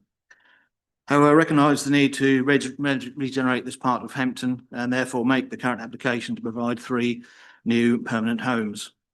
It infills the gap between existing dwellings and regenerate the part of the conservation area, and will positively contribute to the character and the appearance of the area, bringing the site back into active use. The proximity of the site to Fakenham means there is a potential to walk and cycle to a wide array of day-to-day services and facilities. And on occasions when a car is required, these trips can be short. The housing will support services and facilities in both Hempton and Fakenham, including the local bus service, which has stops at the end of Sheerford Road, a short walk from the site. The officer report identifies that the bus is a viable option for occupiers to the services of Fakenham. Development will also provide natural surveillance on that part of Sheerford Road, removing the underutilised space on the street scene, and that must be passed by the occupiers of the existing houses to the west and will improve their vision as they walk to Fakenham. This will make the street a more attractive place at this point for existing residents and the potential future occupiers. In terms of wider environmental matters, I'm happy to accept conditions requiring each dwelling will have electric vehicle charging points, be served by an air source heat pump, and the provision of bird boxes. As mentioned, this site is connected to the main sewerage, and we've been waiting patiently for the neutrality to be arranged for this site. We've now provisionally booked credits through Norfolk Environmental Credits, and pending the resolution today, we will see that through. Consequently, I hope we move forward to regenerate the site by infilling the existing gap in the street to provide 3 new homes. Thank you. Thank you. Okay. Well-designed little development here on a brownfield site, albeit it is in countryside. So, remember saying Councillor Varley and Councillor Vickers. Thank you, Mr. Chairman. Firstly, my thanks to the case officer for his report. It's really encouraging to see an application like this coming forwards, reusing brownfield land. I think it will actually improve the street scene, actually improve that area. Really encouraging from the speaker on additional points about eco and sustainability aspects. What was missing though was PVs, and I'm just wondering whether we can condition that. I think that might be apt. Is that possible? Well, we could, but obviously we'd have to get the agreement of the applicant is that they're in principle. So yes, it is possible, and yes, the applicant has agreed. Fantastic, thank you. With all of that, then I'm happy to propose this, Mr. Chairman. Thank you. Thank you, Councillor Varley. Councillor Vickers. Yeah, I won't detain the committee because I agree with everything that Councillor Varley has said. It will improve the streetscape. It's very attractive housing, and I think it would be affordable for local residents. So I'm happy to second. Thank you. Mr. Patson. Thank you, Chairman.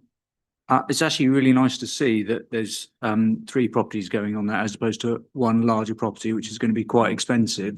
So it's really nice to see that there's something that might be considered affordable for local people. So yeah, very much in support. Okay, thank you. Anybody else wish to speak? In which case we have proposed by Councillor Varley, seconded by Councillor Vickers. So I just want to row back slightly here. I've not to disagree with anything anybody has said, but just to observe that, as Mr. Watson has said, this is out of the norm for us. This is development in the countryside.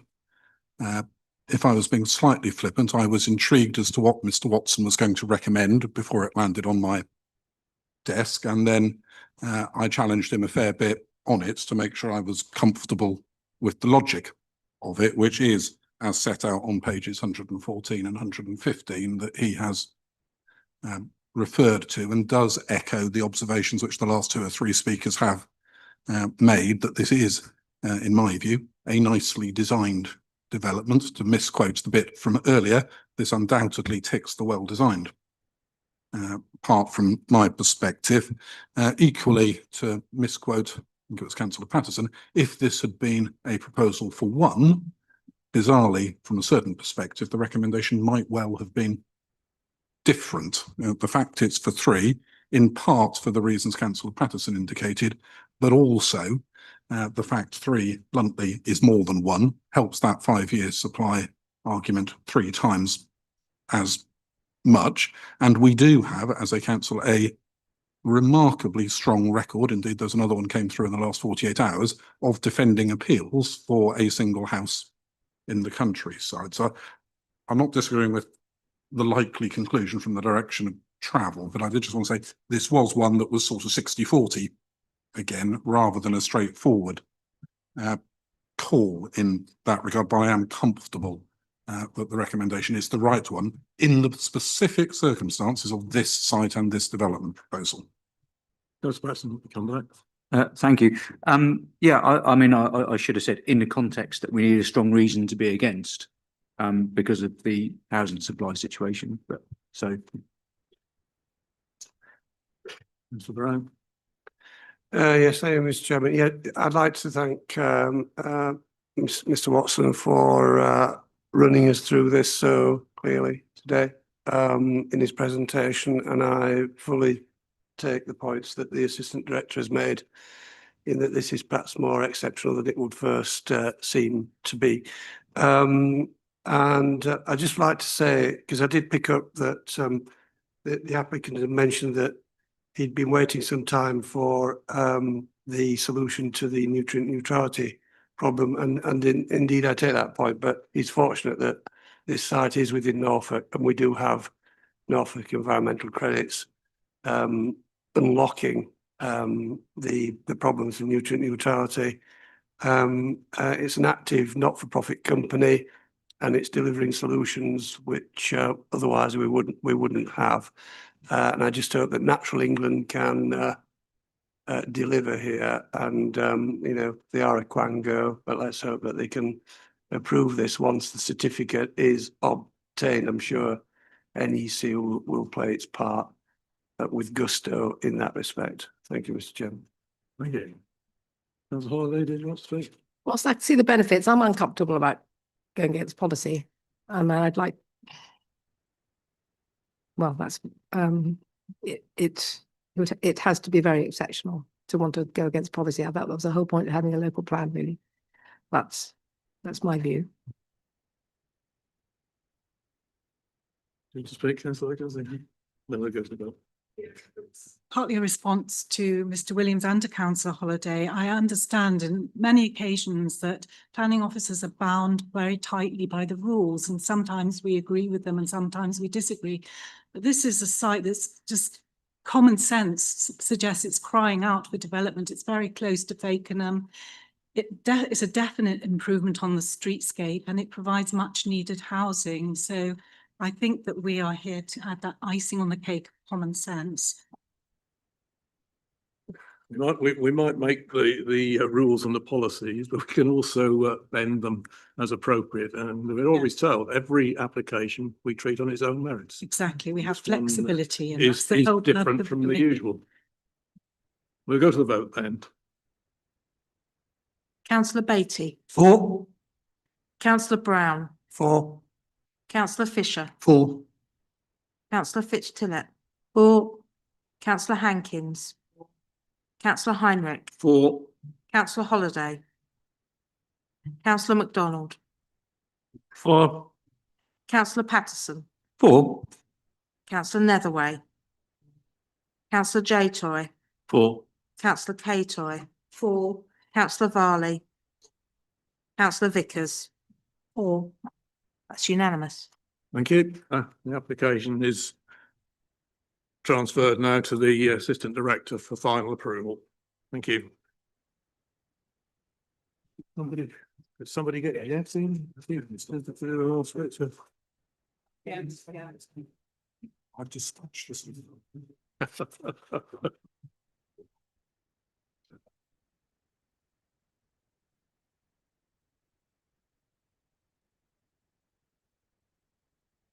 While we wait for Mr. Lyon to return, after the end of the meeting, we will need to take about 5 minutes so that Mr. Williams can go through some latest missives from government that we will need to respond to. And I also want to take your advice and seek approval to return meetings back to 9:30. So we have to do that formally, right? So we'll do that after the formal close of the meeting.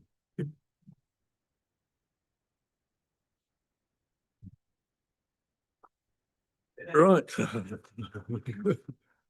Item 13 then, management performance.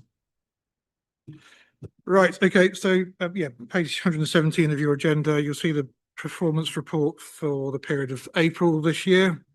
So again, good news, performance is continuing to be maintained at a high level with well exceeding our targets in the council and exceeding the national targets. So I think as Councillor Brown often says, we're retaining our platinum status, so we're doing okay on that. And in fact, our appeal performance is improving for non-majors as well. So yeah, I feel very Just say, Mr. Chairman, I can't ever remember us dropping below the national standard.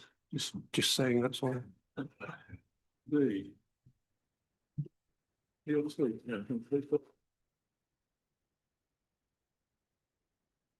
So I don't want to be a miserable as Mr. Lyons, but when does the clock start ticking? Is it when the planning application comes in and is paid for, or is it when it goes on the planning portal? Because I know we've been having some delays getting things on the planning portal recently. So the clock ticks. It depends on a different type of application because it's different for agricultural proposals compared to normal ones. But normally, if it's valid on a particular date, so if you've got everything that is needed to make it valid, it's the day after that it becomes live, so to speak. So if you submitted something tomorrow, it would be validated on the Monday if it was everything was there to make it valid. Yes, we are experiencing some delays at the moment. We're experiencing some delays into the validating applications, but that only affects us in terms of our time we have to determine. It doesn't mean people have less time to get their application determined. The clock starts from the day the application was valid. If it was invalid, then obviously we can go back and ask for the more information, and the clock then starts when all the valid information is there. Hopefully that gives you some clarity on. Putting that a slightly different way, it's the day we've got all the information that concludes it is valid, not the day we might get round to telling you it's valid. Okay. Yeah. S106s? Comments? Nothing to report, thanks. Pine Heath has gone out for signature, so that should complete shortly.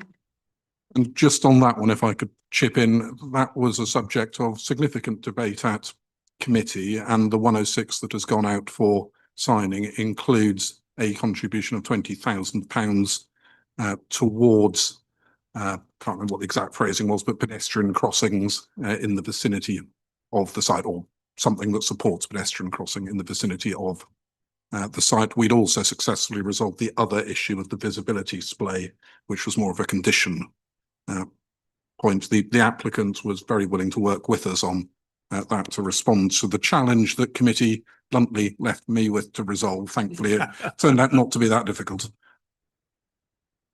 The comment, Councillor Brown. Yes, I just want to say a big thank you to everyone involved in achieving that, and particularly to our solicitor who negotiated the agreement. It was an ask that we put forward that wasn't routine. It was a bit of a square peg in a round hole in terms of it, being a highways issue rather than a different type of issue. I just want to say on behalf of people in High Kelling and in the Holt area, I'm sure they'll be very pleased to hear this news, and let's hope that the money can be put to good use and we do get the end product of improved highway pedestrian safety in High Kelling. Thank you. Councillor John Toy. Yeah, can I thank officers and all those that are put in there and the applicant for coming forward, because I voted against this application because of the highways issues. And so I'm pleased that we have actually moved it in a positive direction. Thank you. Okay, item 14, appeals. Okay, so we've got the list of appeals starting on page 121. So we've got 27 planning appeals currently in process, and there's 12 enforcement related appeals. The inspectorate seem to have been busy of late. They have actually issued some decisions. Hurrah, I hear you say. And so we've had 4 decisions from the planning inspectorate in relation to planning, and they've all been dismissed. So we have been successful in yet again defending our position. There's some interesting decisions. The appeal at Bodham was basically the inspector felt that there wasn't a justification for an agricultural building, or wasn't a demonstrated justification for the building, so that was dismissed. We did have a slightly interesting decision at Salt House, which has sort of, the inspector sort of tried to allude to the fact that Salt House, in his view, was a sustainable location. So that does sort of depart from the direction of travel of our local plan, and does sort of present a slightly interesting scenario about how we deal with other developments in and around that location. So yeah, that was just, one might describe it possibly as a rogue decision in terms of that aspect. But I mean, the appeal was dismissed, so we're not going to challenge necessarily the inspector's decision because the appeal was dismissed. But it just presents us with a rather interesting scenario going forward. Another application was dismissed for a sign in Sheringham for a pizza establishment in Sheringham, and the inspector was very unhappy with the sort of the design of the advertising and the impact on the character and appearance of the area. So he backed us on that. And another case that I believe came before the planning committee at Swayfield, and again the inspector has thrown out the arguments that the applicant put forward there, in the sense that it's in an unsustainable location, not sort of development that the inspector could support. So again, we continue to maintain our good performance on defending our decisions. Some may say we're not refusing enough applications. I don't know, but yeah, our performance is good when we are tested on those decisions. Happy to take any questions. I think we should get the Brillo out, Mr. Chairman. If Brillo, polishes platinum, I think we should get that out yet again. Thank you very much. Okay, I wouldn't want to disagree with Mr. Lyon, and I might be slightly more up to date with my emails, but we've also had a decision in Wells next the sea, which is of interest to. Oh, well, I'm going to beat you to their neighbourhood plan, where one has been allowed. It's the one towards the top of page 125, top end of for conversion of first floor restaurant into Airbnb holiday accommodation, which was actually an appeal for non-determination. They appealed slightly before we determined the application, where we were likely to support Wells neighbourhood plan, which is a newly made neighbourhood plan, which was broadly speaking, and I am simplifying here, trying to prevent additional holiday accommodation in Wells unless it was part of a holiday complex, I think is the wording in the neighbourhood plan. And it's worth a read when it comes out, because the inspector has hit upon the issue, not unreasonably, as to when is a holiday complex not a holiday complex, because it's a series of flats. So bluntly, what's the definition of a holiday complex, which the neighbourhood plan is silent on. Therefore, he's taken, or she has taken, a particular view. It will be interesting as to what the town council's perspective is. Having said that, they hadn't actually objected to the proposal in relation to their neighbourhood plan. It's objected to the proposal in relation to flooding or some other reason, if I recollect. But Mr. Lyon will repeat that next time, because clearly he planned to talk about that at the next meeting. I do apologise, sir. Conscious of time. Indeed. Okay, if there are no further questions on appeals, I'll close